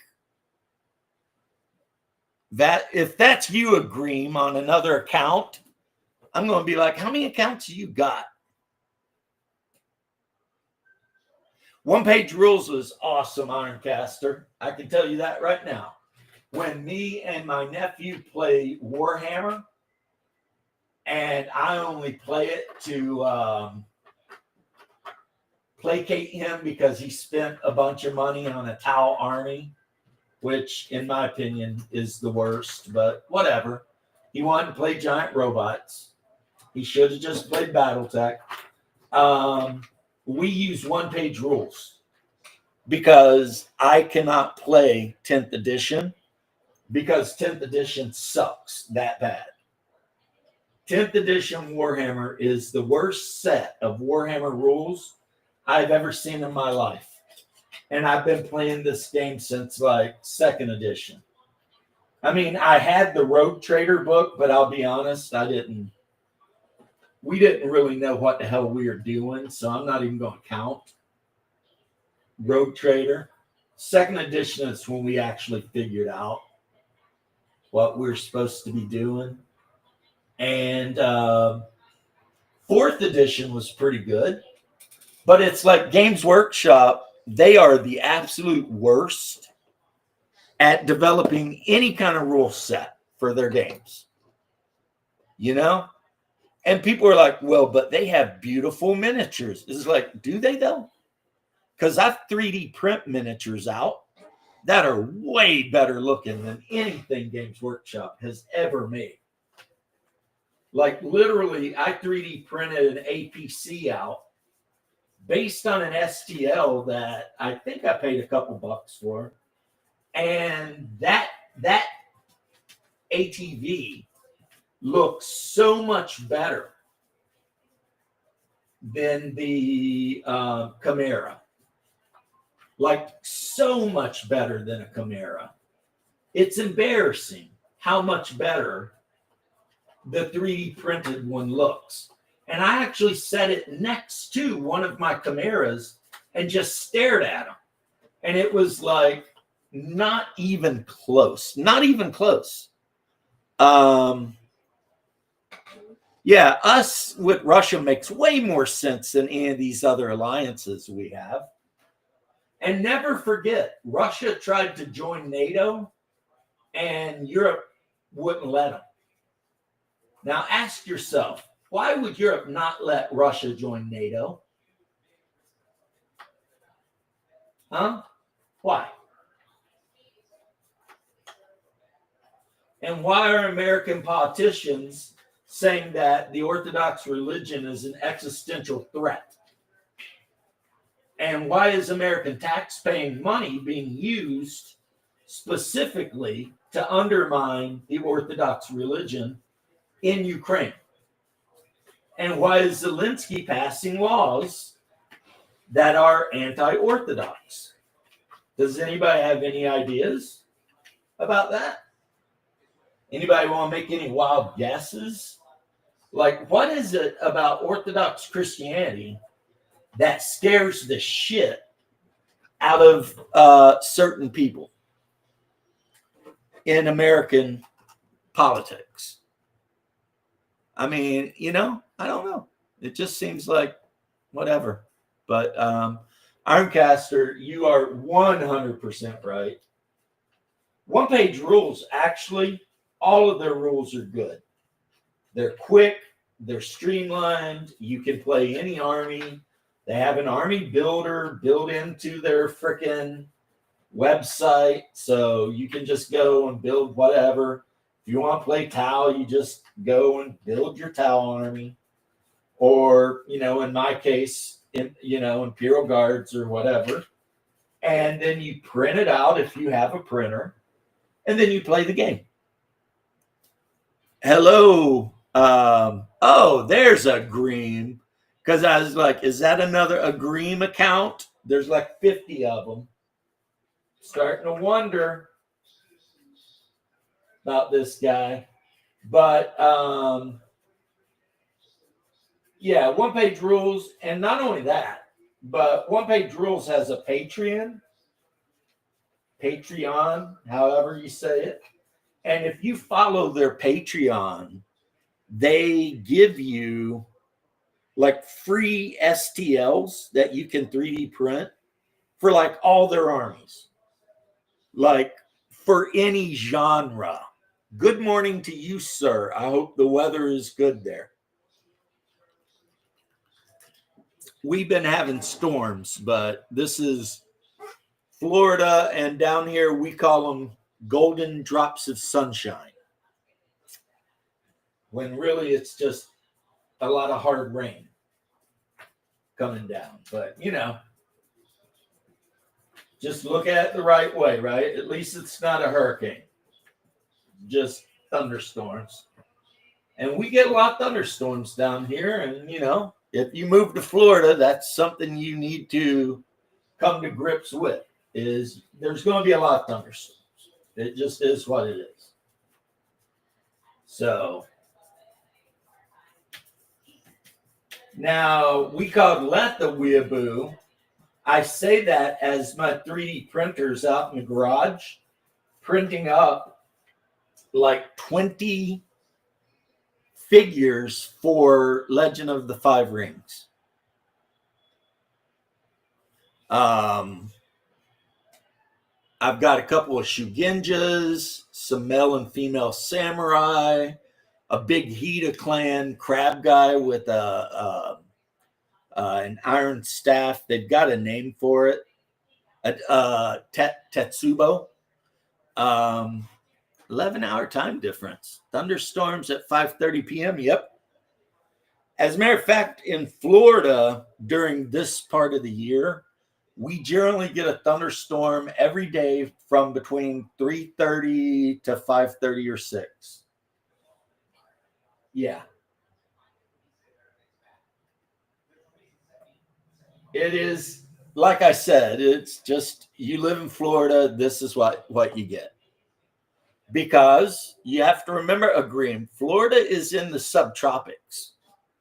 Like where I live, if I go out in the woods, it's not woods like in Kentucky, it's a jungle.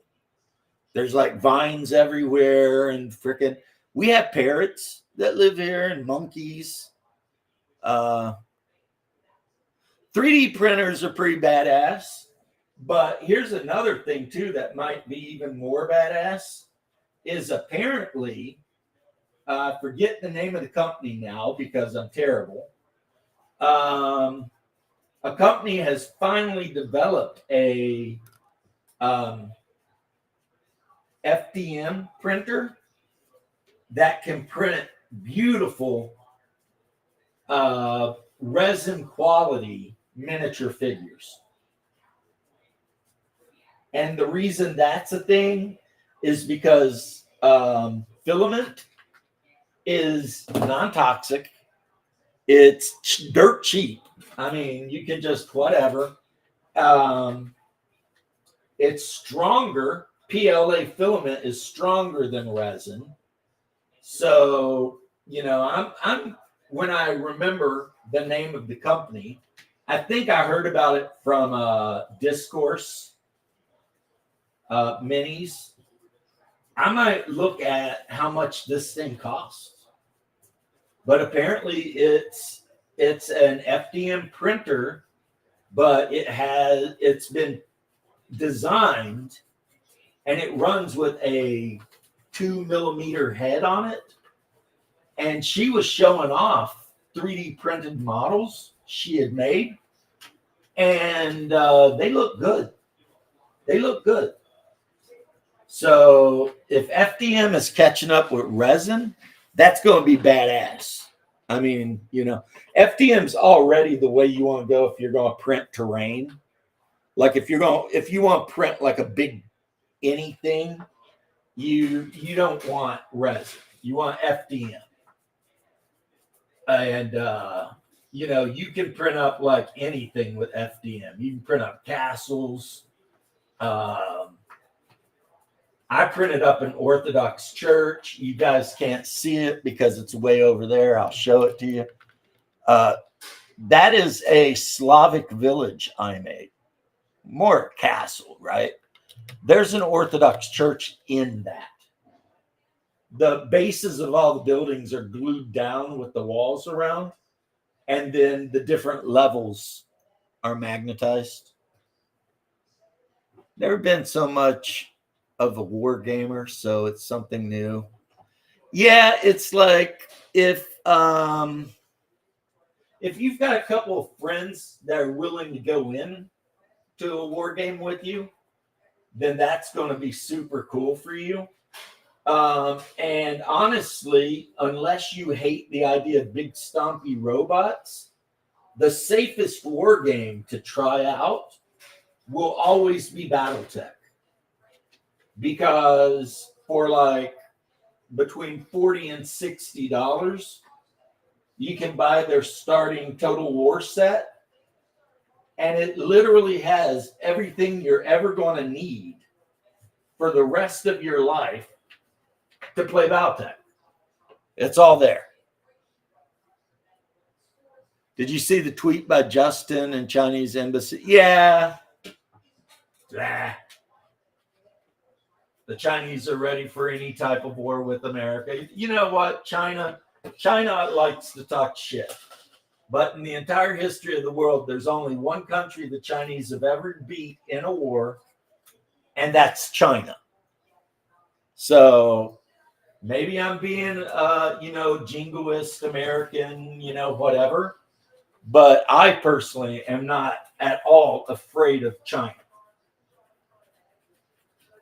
It's like, for one, our economies are too entangled.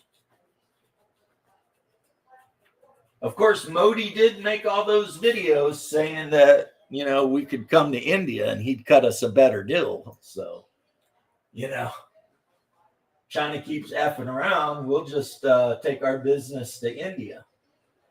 And then the Chinese they can eat dirt, because we import to China hundreds of tons of rice. Because believe it or not, America is really good at growing rice. You wouldn't think so, but look it up. We grow a shit ton of rice. Oh, Frostgrave is a great skirmish game. And if you're a D&D player, chances are you already got enough miniatures to play. If you have any miniatures for Dungeons and Dragons, you already probably have all the miniatures you're ever going to need to play Frostgrave. That is a great point, not your echo. Great point. Me looking, make sure I'm getting this right. Okay, good. Yep. When I very first bought Frostgrave, because I collect D&D minis, I didn't have to pick up any new minis at all. It was like I just found one of my wizard figures I liked, and a bunch of other figures that fit the whole what I was trying to do, and I put them together, and that became my 10-man warband. Of course, you got to pay the price, so my warband started off as mostly just a bunch of thieves and thugs, but I think I had a couple of archers in there or something, But yeah, if you collect miniatures for role-playing games, then Frostgrave is going to be right up your alley, like 100%. Yeah, we produce a shit ton of rice, and we ship it mostly to China. So, it's like, yeah, go to war with us. See how quick your people are starving to death. And then they'll enter what they call the Chinese cycle. And the Chinese cycle is that every couple hundred years or so, a famine hits China. China busts into like 5 or 6 different countries. Then they fight massive wars for centuries. And eventually, one of the countries wins. And then China becomes unified. But the cycle will happen again. And since the Chinese have even been keeping track of their own history, that cycle's already happened like many times. It's just, it's a thing, it's just a thing. So is the U.S. afraid of China? No.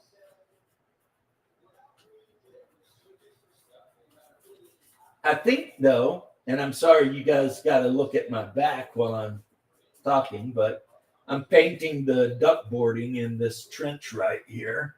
Like I said, the last thing I got to do to be finished with this board is paint the stuff. Hey, Jim, Cody, it like I was just saying, we export a shit ton. We export a shit ton because guess what? America don't eat a lot of rice. Rice is not a staple in the United States. We don't eat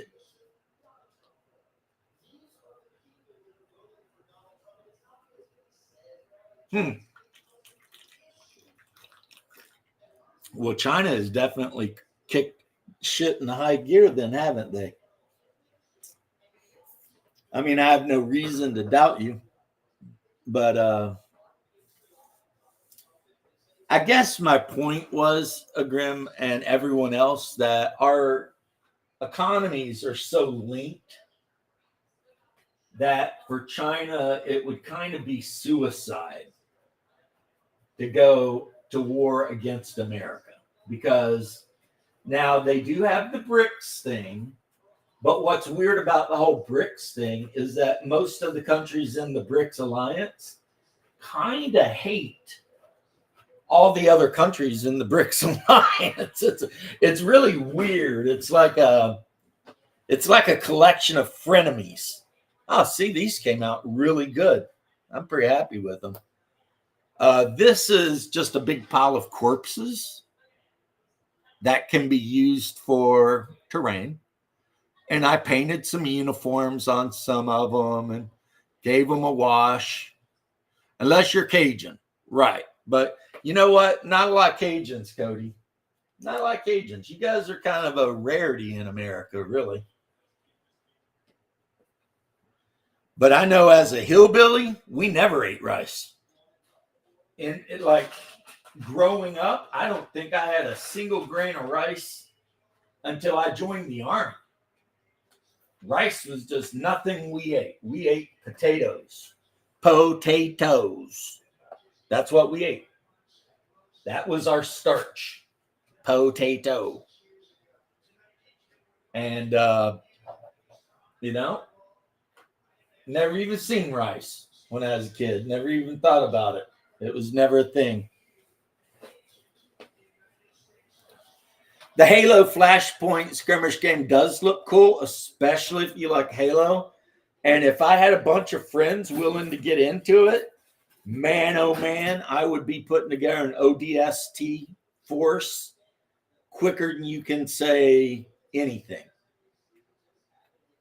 Because your boy loves ODST. And those of you who followed my live streams know it. Because every now and then, I'll freaking post the video from ODST that starts out with the funeral and everything. And then I'll bitch and I'll complain about the fact that how has this not been made into a movie? I mean, it's got everything you want. It's got the young kid joining the military because his dad got killed. And now he's like fighting all these battles against monsters. And then, now he's old and he's got the big jagged scar and they're still fighting. And it's like, okay, now tell me what happened between this. And you get an hour and 30 minutes to do it. Go. But no. And I don't think it's Sony saying no. I think it's just that, I don't know, maybe it's like maybe Hollywood can't figure out a way to work women into it and make them gay. I mean, to quote Cartman, as he was being Kathleen Kennedy, put a woman in it, make her gay. So they leave the franchise alone. Maybe Sony's like, nah, we're not going to let you mess with our franchise because, this is Halo and we love it and we don't trust you. satanic bastards to do its service. Maybe they're like, who gives a shit about the ODST? What people really want to see is Master Chief. It's like, wrong. I mean, Netflix proved that when they made their Master Chief their Halo show, and they had Master Chief in it, and no one gave a shit. You know, it was like, who cares? Plus, he took his helmet off right away, and it's like, you just destroyed the mystery and the everything cool.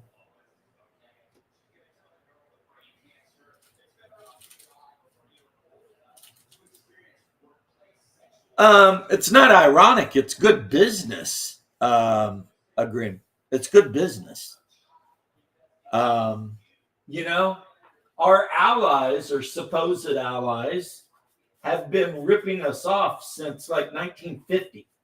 You know, every single one of them agreed when they joined NATO that they would spend 2% of their GDP to protect themselves. And the only one that did is Poland and Greece. Those are the only two, Poland and Greece. As a matter of fact, some of these supposed allies of ours were spending less than 1%. But they look down their nose at us and they say, we have socialized medicine. Why don't you have socialized medicine? Maybe it's because we're defending you and you don't have an army. So you spend what you should be spending on an army on your shitty socialized medicine. Maybe that's the reason. Has anybody thought that?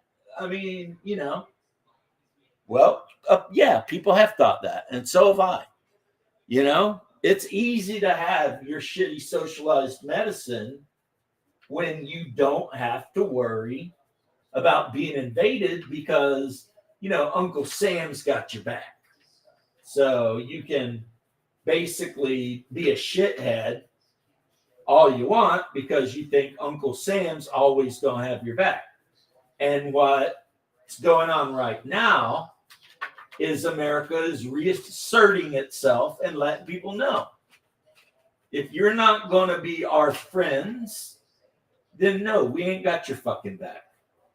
Right? Like everything they said about Zelensky being a dictator and a shithead was 100% true. And everything that Vance said at that thing about the EU turning into like the new Soviet Union was 100% true. And they know it, you know?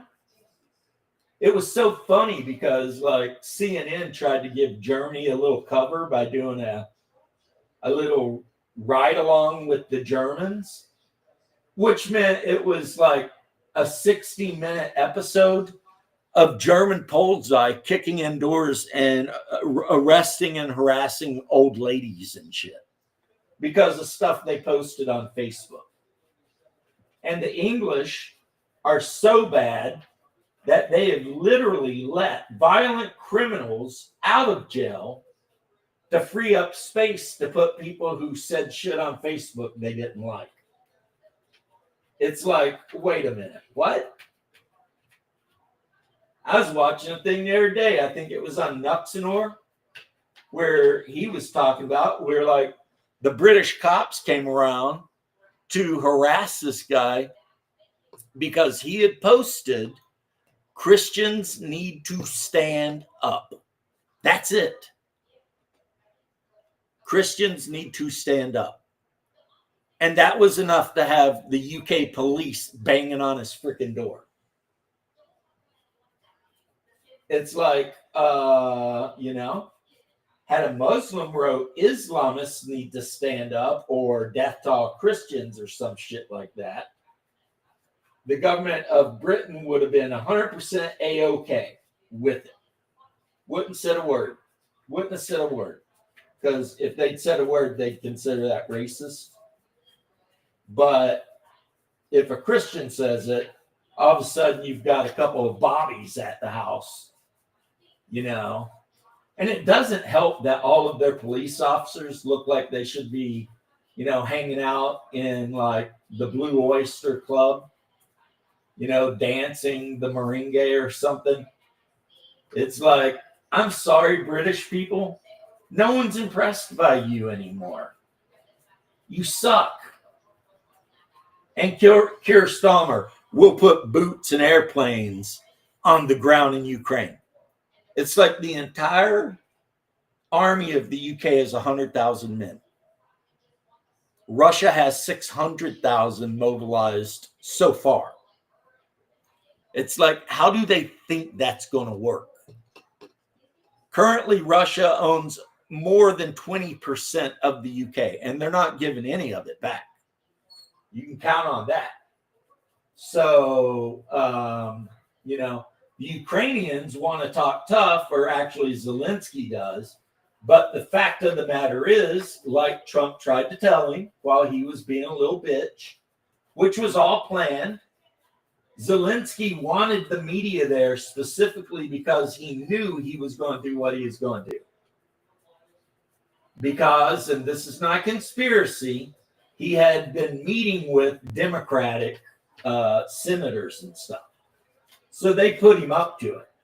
And then when it blew up in his face, he realized, wait a minute, I fucked up really bad. So then he starts apologizing left, right, and center about stuff. But it's like, hold on now. You hurt Trump's feelings. And as a typical New Yorker from Queens, Trump ain't going to let that go. Yeah, the UK has like 10 tanks. Yeah, they're going to go over there? Shit.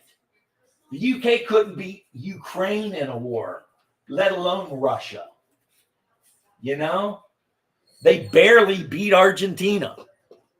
So they're going to actually think they're going to go over there and be tough guys against the Russians?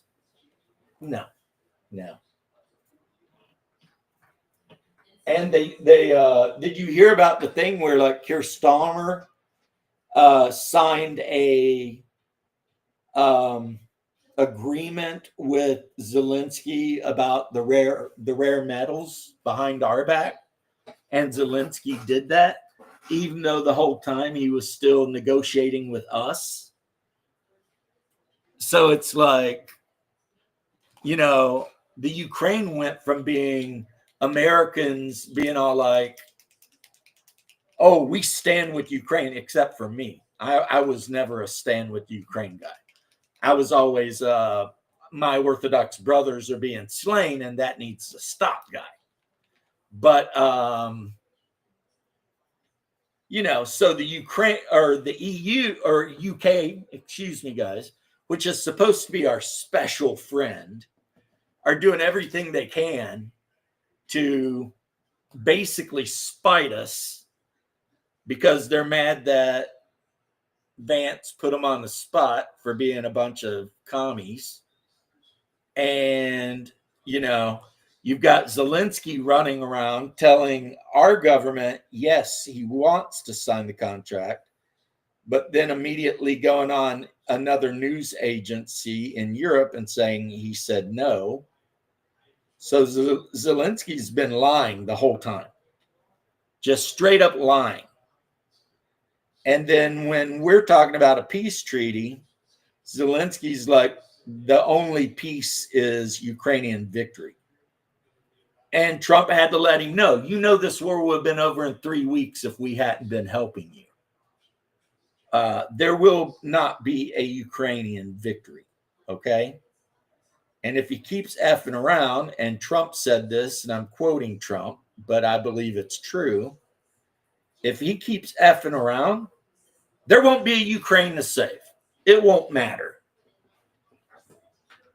Do I think Russia should take over Ukraine? I think it wouldn't be the worst thing to happen. I mean, the fact of the matter is, Crimea has always been Russia. The capital of Ukraine, Kiev, was originally the capital of the Russian Empire. before they moved it to Moscow. So yeah, am I pro-Russia versus Ukraine? Absolutely. Ukraine has only existed as an independent nation twice in history. This time because the Soviets and all that. And there was a time when the Germans in World War II, I guess you could say they claimed liberated Ukraine, and under Bandera allowed them to be an independent country allied with the Third Reich. Other than that, of course, it's hypocritical that we're giving money. Agreem, I've told you. That's going to be a bad argument with me. I don't think we should give anybody money. Nobody. Unless they're doing something big for us, they get nothing. They get a handshake. Now, if Egypt is selling us a bunch of fezzes and hot belly dancer chicks or something, then okay, you give Egypt some money. And if Israel's doing something for us, maybe we give Israel some money. But this, everyone gets free money just because? Nah, that shit's got to end. That shit has got to end. 100%. I don't care who they are. Also, Agreem, I am not, even though I support Israel versus Hamas because Hamas are a bunch of monsters, I am not pro-Israeli. I'm just also not pro-Hamas. You know, I think Hamas crossed the line when they went on a murder spree of children and women. And that's something as a soldier I will not tolerate. However, I think Israel has way too much power over American politics, and they need to be cut off too. You know,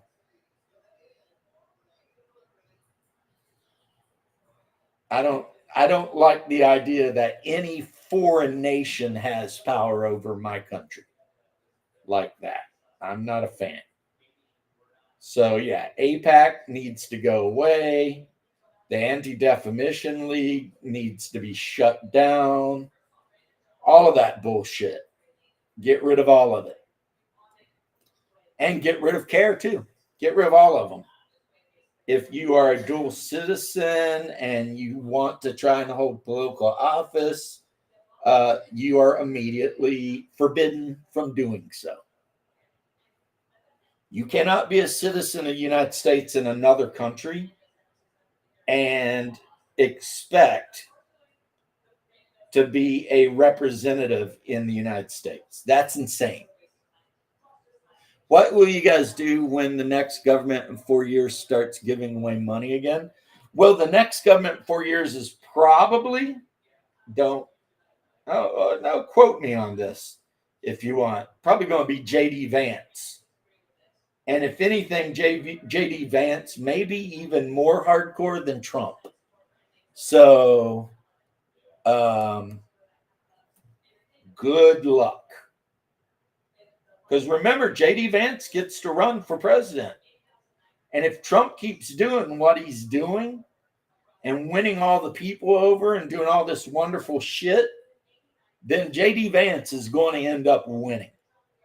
Especially if the Democrats keep being retarded. Because right now, the Democrats are being just absolutely retarded. It's like everything they do is horrible.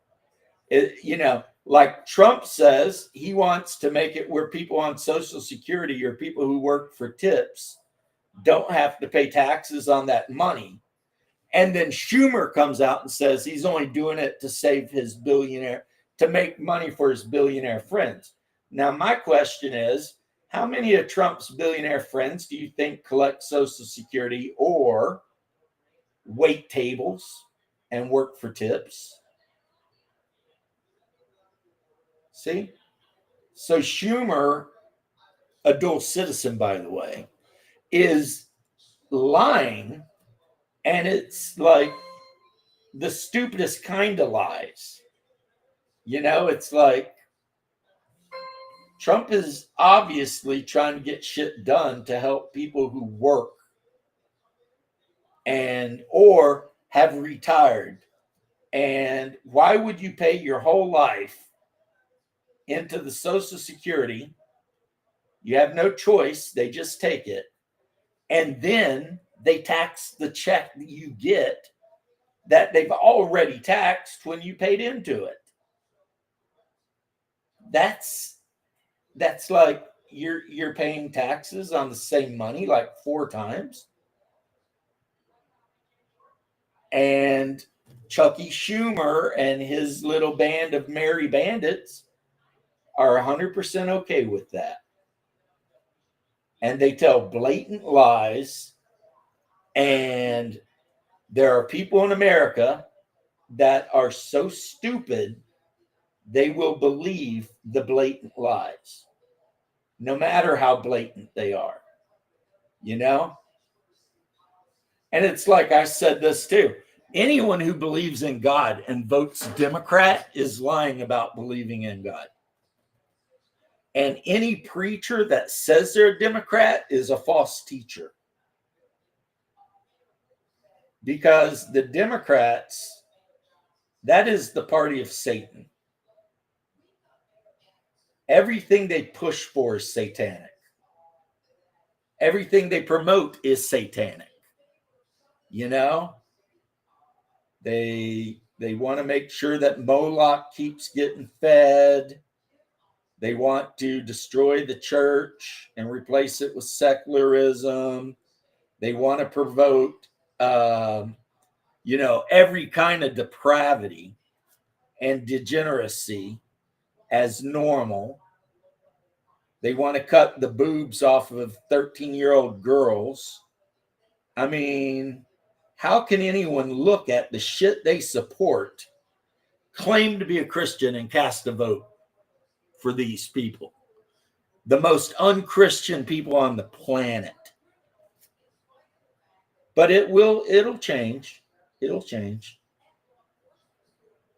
The United States would be better under Sharia law than under Democrats. And I say that as a Christian who would be totally effed under Sharia law.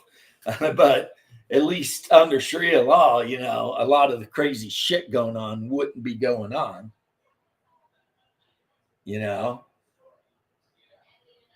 So, yeah, they're just evil people. Never forget, these people were all friends with Weinstein and Epstein, the Democrats, which is why they're fighting so hard to keep those Epstein records. Literally, you got FBI agents destroying information.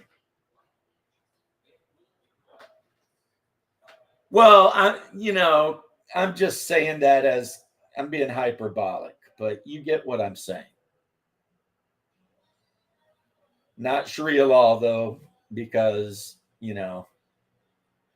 personally, I think that Islam is a false religion that was started by a false prophet, and that if the Muslims don't straighten up, they are going to have a very bad time in the afterlife. It's not going to be good. But, I have more respect for them than I do these Satanists and atheists, though. At least they believe in something besides themselves, But no, seriously. Literally, Kash Patel is having to fire FBI agents for trying to destroy Epstein files. And there is a reason for it. And it's a reason that Tucker Carlson said a year ago. And that reason is because Epstein was a foreign agent.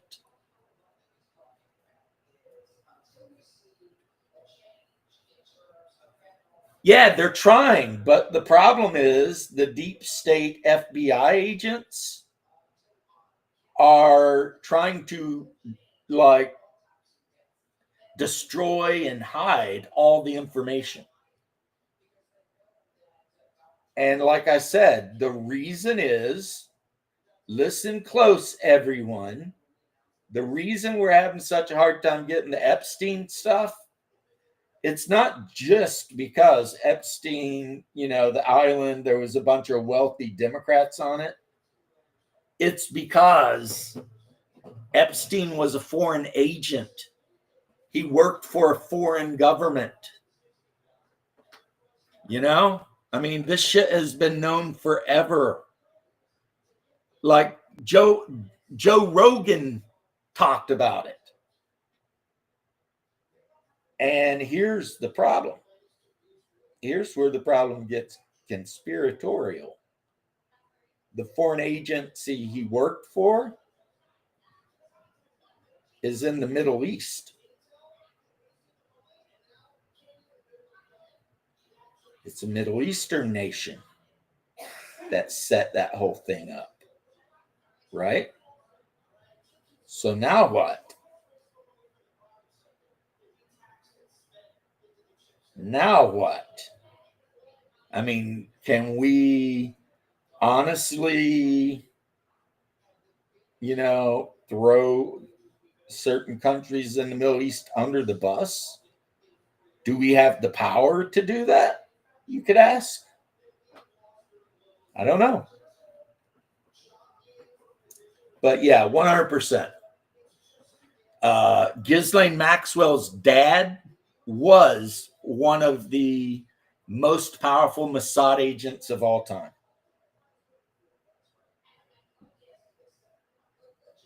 Look into it. So Ghislaine Maxwell, the daughter of an incredibly powerful Mossad agent, is working hand in hand with Epstein to set up a honeypot to get blackmail stuff on half of the world's leaders.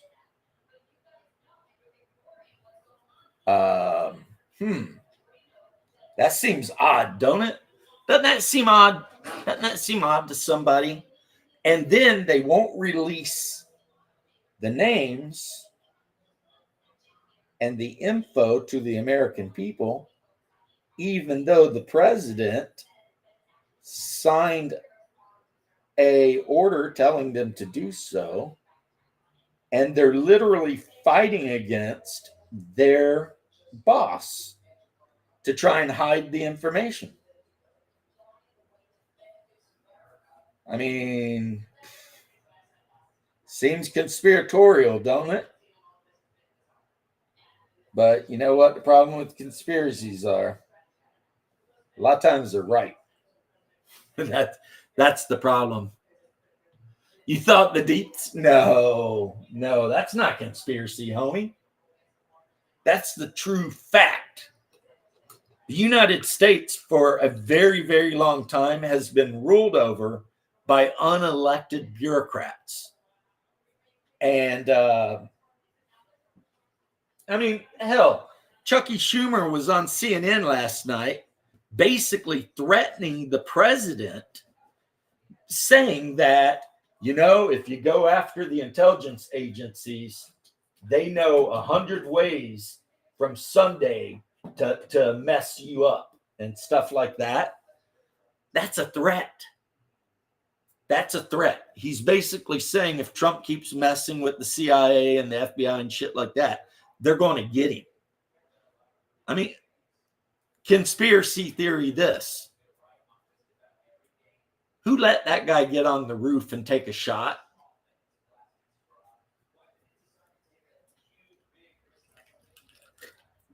Who did that? I mean, just, I know you don't know because you don't live in this country and it's probably not, as whatever. But that did not happen by accident. And that kid was not a lone shooter. And don't let anyone try and tell you he was. You know what I mean? The kid was a patsy. He was the perfect guy. If he'd killed Trump, that would have been amazing because he would immediately have been sniped by Secret Service. And then, you know, that would have been the end of that. Another lone wolf, you know.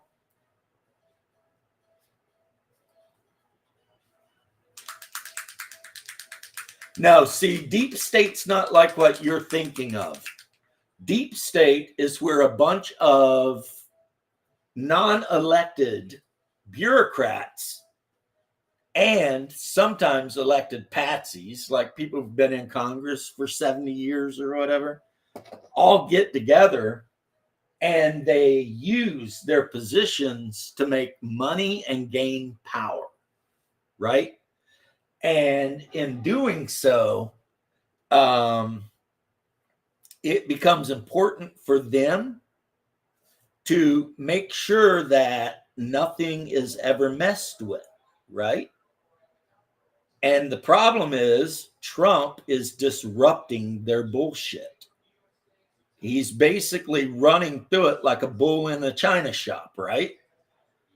I mean, if you think that the cartels are losing money because of closing the border down, well, they're not the only ones losing money. And they've recently fired a number of border patrol agents who were sneaking illegals across the border. And if you think also, because that was $1 billion industry, sneaking people across the border, right? Well, let me ask you, do you think anyone in politics was getting any kickbacks for that? You know? I mean, in America, there used to be this basic rule, and I don't know, India probably has a similar saying, but the rule was this: if something happens and you want to know what it was, you follow the money. And if you follow the money, you'll find out why and how the thing happened. And it's kind of maybe it's kind of a black-hearted thing because it basically just means everything. Hey, James Lowry, everything that people do, especially if it's corrupt, is based around money. So that's a thing. If you want to know why certain things are done, look at who makes money doing it. See, Green, you're learning a lot. I'm sure there's people in India that are the same way. I think it's universal. It's everywhere. If somebody starts making weird rules about shit, the first thing you do is say, well, who's making money here? Like, why would you make a rule like this? And then you're like, oh, because these people are making millions of dollars, if not more. And that's how a person gets elected into Congress after having been a bartender, and within a few years has a net worth of $17 million, even though she only makes 109,000 or so a year. So even if she never spent a dime the entire time she has been in her position, she still can't account for the amount of money that she has. It's hard to get a correct opinion. Well, in America, it's the same way, but the problem is, I don't know how it is in India, but in America, we have the internet, and we have people who do nothing with their entire lives, but go around trying to catch other people being shitheads. And every now and then, it works. Every now and then, the curtain is pulled back.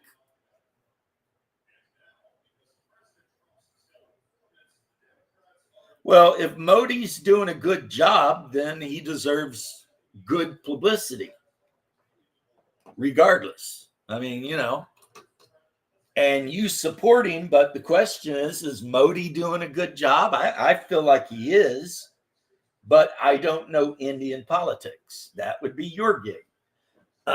However, everything I've ever read about the guy, he seems like a rational, reasonable man, and he's willing to, make trade deals and sell stuff and be everybody's friend.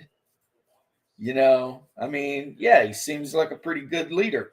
He put an end to like the caste system, I think, which was pretty good. I mean, he's doing his thing. So yeah. So I have nothing negative to say about Modi. But then again, you live under his rule. I do not. Modi cannot reach me. So if he decides to be an asshole, I'll just be sitting over here dealing with my own elected assholes, and that'll be on you. So I guess I can't judge too much because I just don't know enough. Yep, we got a lot of that too. We've got a few people over here. Well, you see it. You can see it, and I can point it out. Good people, bad party.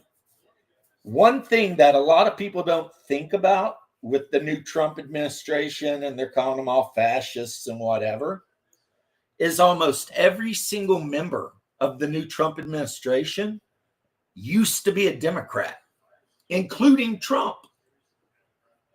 Trump himself was a Democrat. So for most of his life.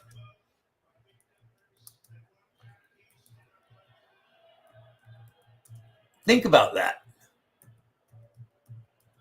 I mean, I don't know if you knew that or not. Maybe you did know that. Trump was a Democrat his whole life. Tulsi Gabbard was a Democrat until like last year or so. RFK was a Democrat until the election because the Democrats kept effing him over. Who else do we got? Who else do we got? Not Jack Vance. I'm pretty sure I think Jack Vance might have even been a Democrat when he was a kid. I mean, so even though we say the Republicans won, did they? Because everyone in that party used to be a Democrat. But they all say, hey, the Democrats went crazy. They started doing stupid shit. And we were like, no, we're not down with this. And then they moved on. Okay. Okay. So that's what happened here. And what's funny is RFK said this. He said that most of the people who are now attacking him unmercifully for, being part of the Trump administration used to invite him over to their house for dinner parties and stuff. And then they turned on him that quick. As soon as he decided he was going to run with Trump. And the only reason he ran with Trump, like I said, was because his own party kept effing him over.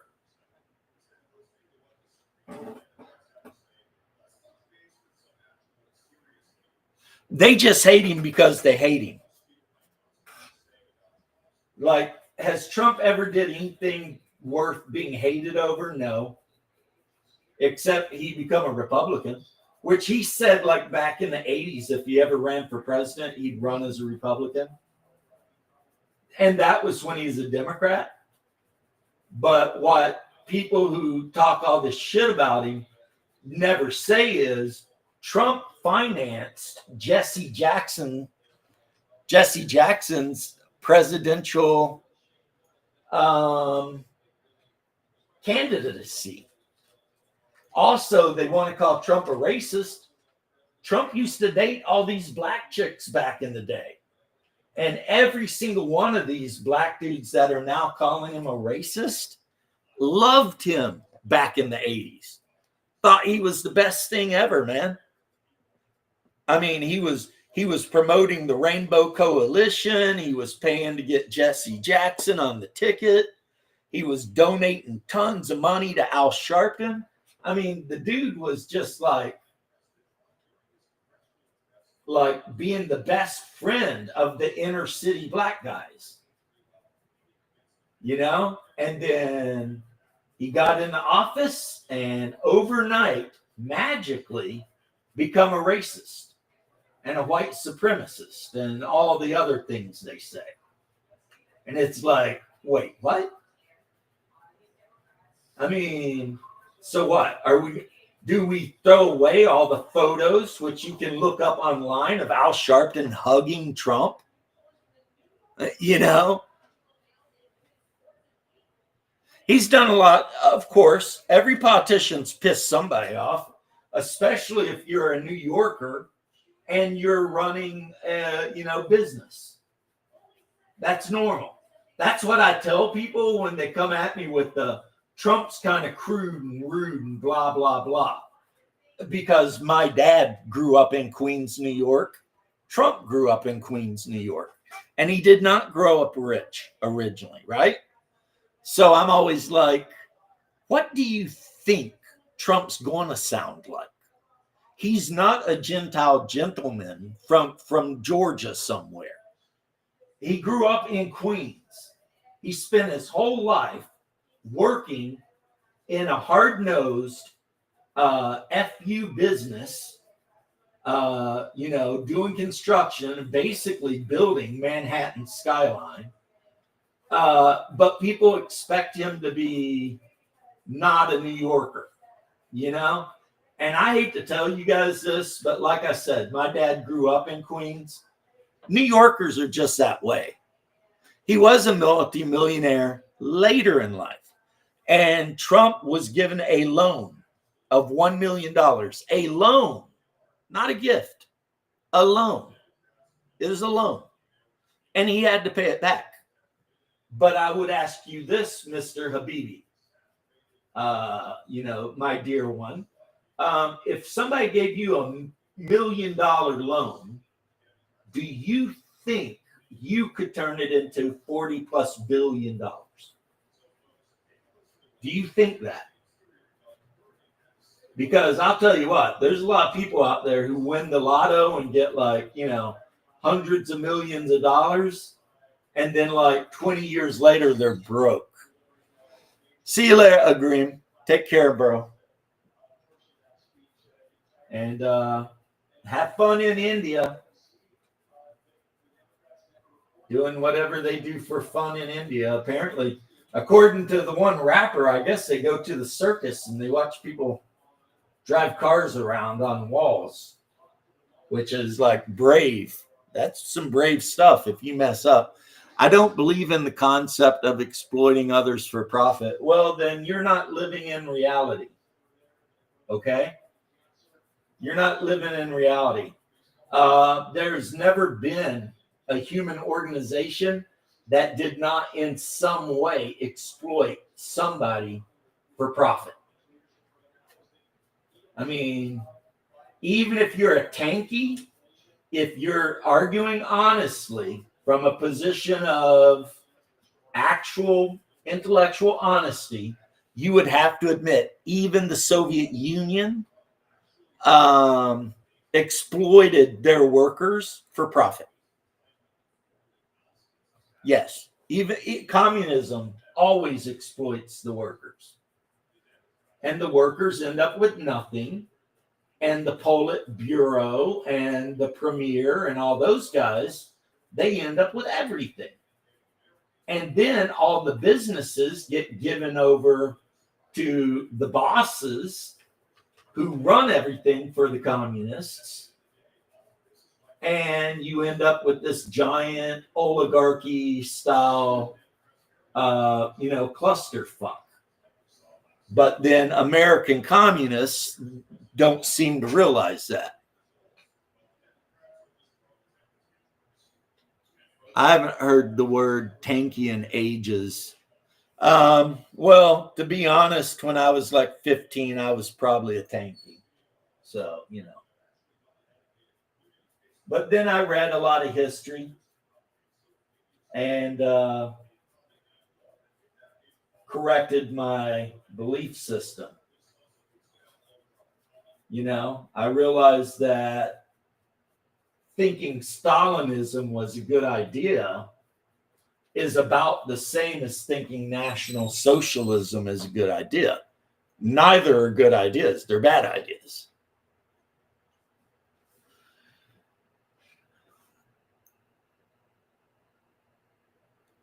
See, Habibi, because I was a soldier, I have a problem with abusing prisoners of war, no matter what side you're on.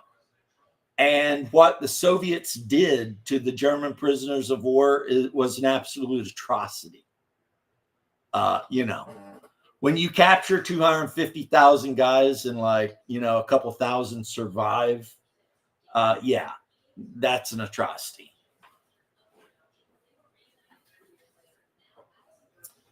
Stalin had a 2-bedroom apartment in Moscow. Stalin had everything in the Soviet Union. Whether he lived in a 2-bedroom house doesn't matter. He controlled everything. If he wanted you erased from history, you got erased from history. You even got erased from freaking paintings you were in. Literal Nazis. Okay, who are the literal Nazis? Yeah, you know who, baby, do you know who ran the death camps? Do you have any idea? I mean, if you're willing to answer that question, we'll see how your history is. Who ran the death camps?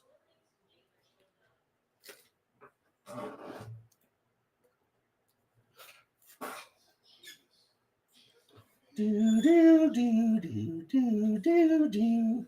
Do, do, do, do, do. Wrong. The majority of the death camps were ran by Ukrainians and Polish people.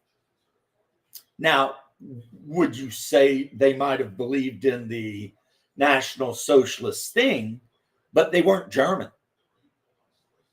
The people who were running those camps were 100% Ukrainian. And Ukraine was one of the worst group of peoples when it came to dealing with the Jews. Like under Bandera, when the Germans ran across Ukraine, Ukraine was allowed to become an independent country and immediately sided with the Germans, which is why so many Ukrainians, especially in the western part of Ukraine, hate the Russians. So, hey, hello from Moscow. Well, greetings from Orlando, comrade.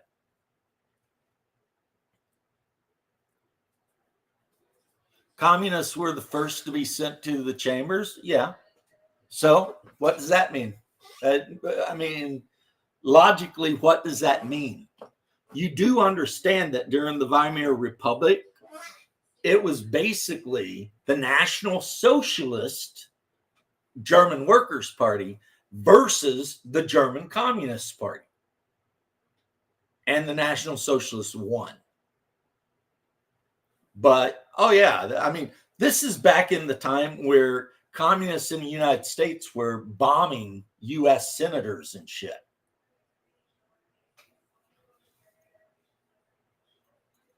Who were the greatest enemies of the Nazis? The Soviets. Somebody apparently doesn't know about the Ribbentrop Treaty.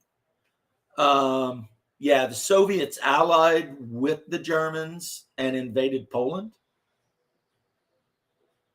Fought tooth and nail to free Europe. No, they didn't.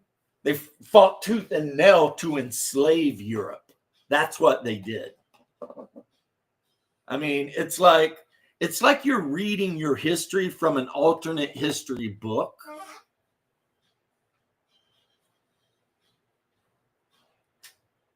The Soviet Union literally went into Poland when the Germans did. They partitioned the country, and then the Soviets began to genocide the Polish. The massacre at the whatever the name of the forest was, yeah, that was your beloved Soviets that did that. Also, at the same time, the Soviets were doing their best to destroy the Orthodox Church and picking a war with Finland and claiming it was because the border between Finland and St. Petersburg were too close. So they picked a war with Finland and invaded the Finns.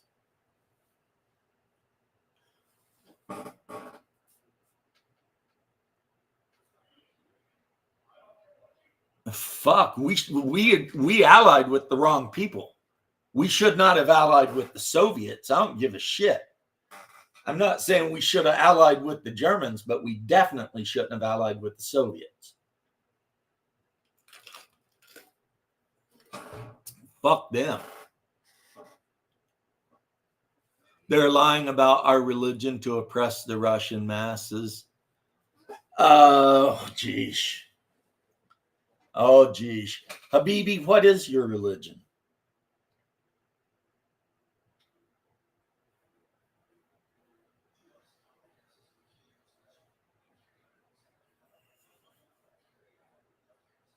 You're not Orthodox. I'm sorry. You claim to be Orthodox, but you fell. You failed a sniff test. You're not Orthodox. You're not part of the Russian Orthodox Church, which I am. You are lying.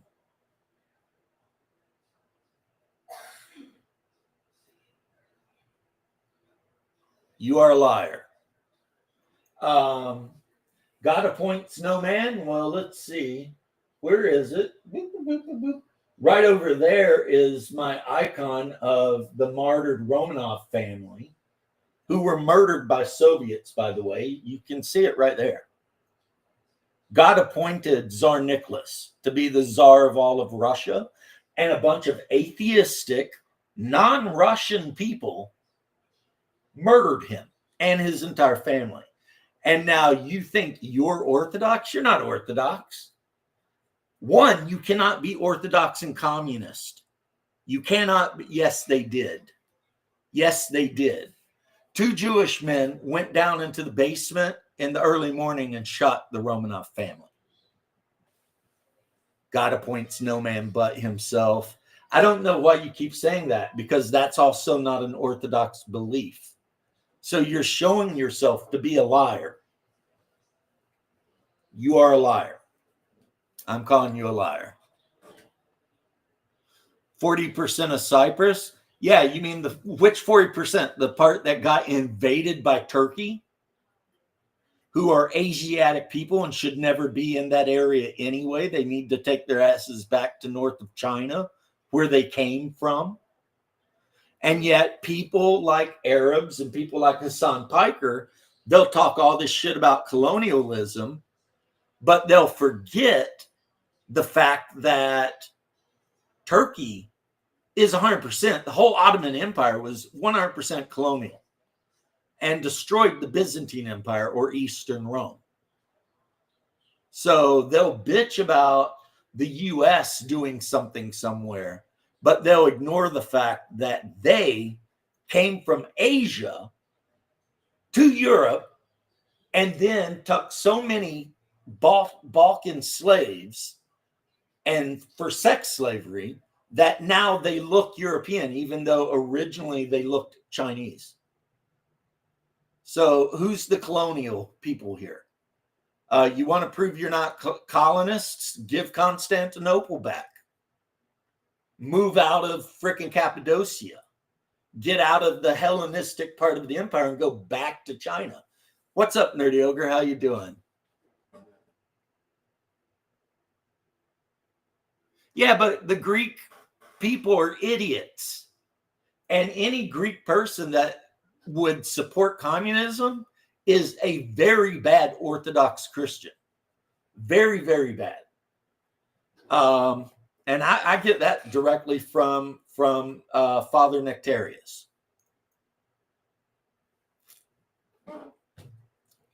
The basis of communism is envy.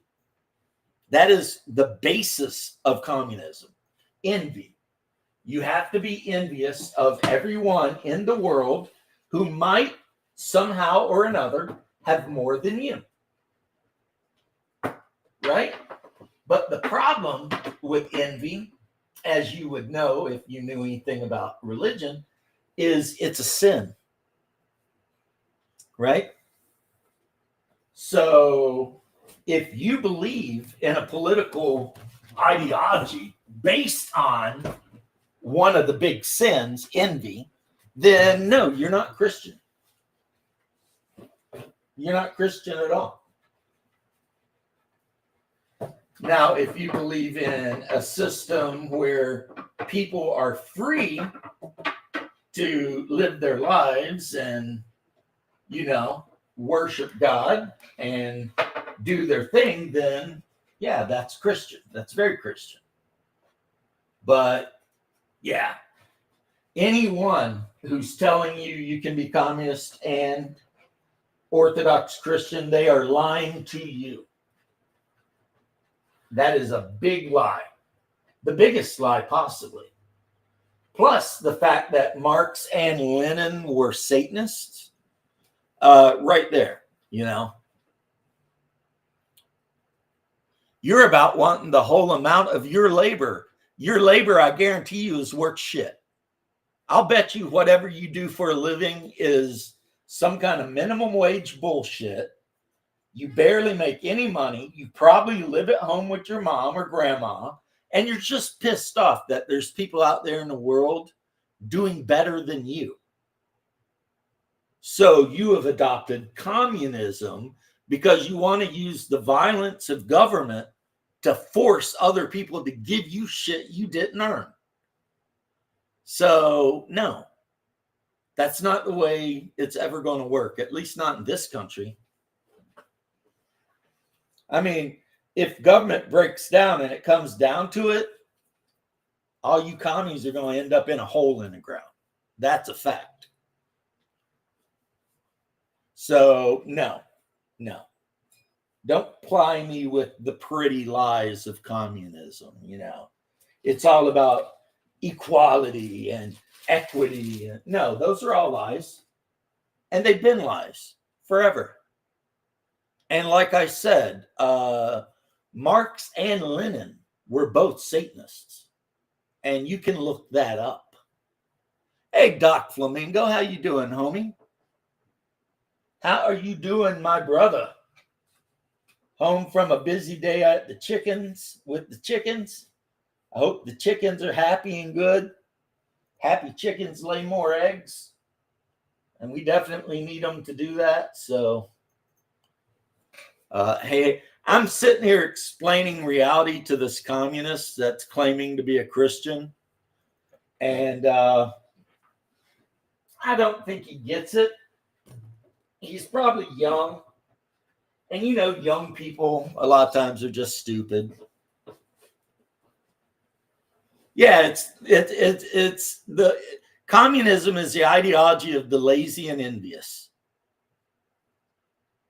Had to change 2 tires. That sucks. That sucks. But anyway, I mean, Habibi, maybe you need to go listen to your colonizer, multimillionaire Hassan Piker and get some more talking points because you're pretty much an idiot.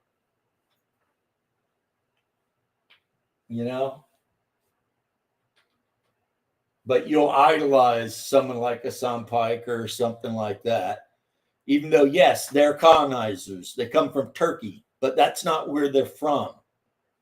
They conquered Turkey when it was not Turkey, when it was Eastern Rome, and they forced everyone to convert or else die.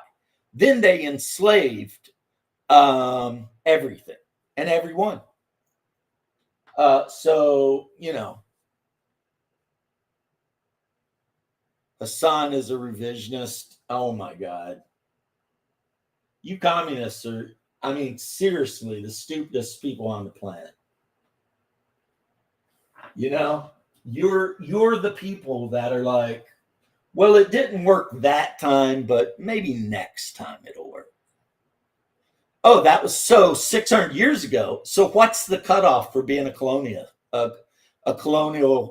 conqueror? When do we cut it off? I care because I want Constantinople back. And if I had my way, the Turks would be scattered back to China where they belong.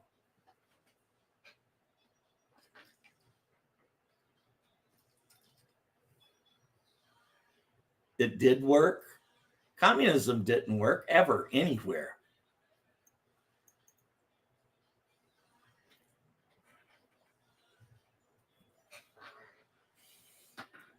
But it's okay because even though you're not Orthodox, so you don't know things, St. Paisios tells us that the time is coming when the Turks will pick a war with Russia and Russia will destroy Turkey. And then Constantinople will be handed back over to the Orthodox.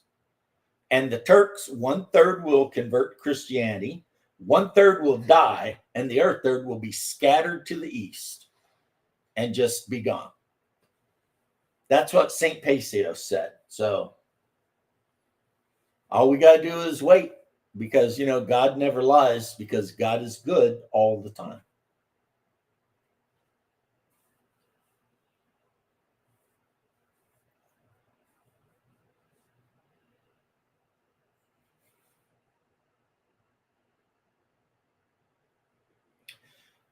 St. Paisios is from Mount Athos, you idiot. Jesus. Again, you're a faker. You are a faker. You're not actually a Christian. If you were a Christian, you'd know that Christianity and communism are incompatible. These are incompatible ideologies. Like in Christianity, we give charity. In communism, the government takes all your shit and distributes it however they want. That's not charity. Everything the communists do is anti-God. Because again, Marx was a Satanist. Never forget that. Karl Marx was a Satanist. His favorite demon was Mephistopheles. He wrote an anti-Christian play. The guy was hardcore Satanist. So if you think that guy, St. Savas, is a far better, yeah, whatever. Like I said, you're not a serious person to talk to anymore.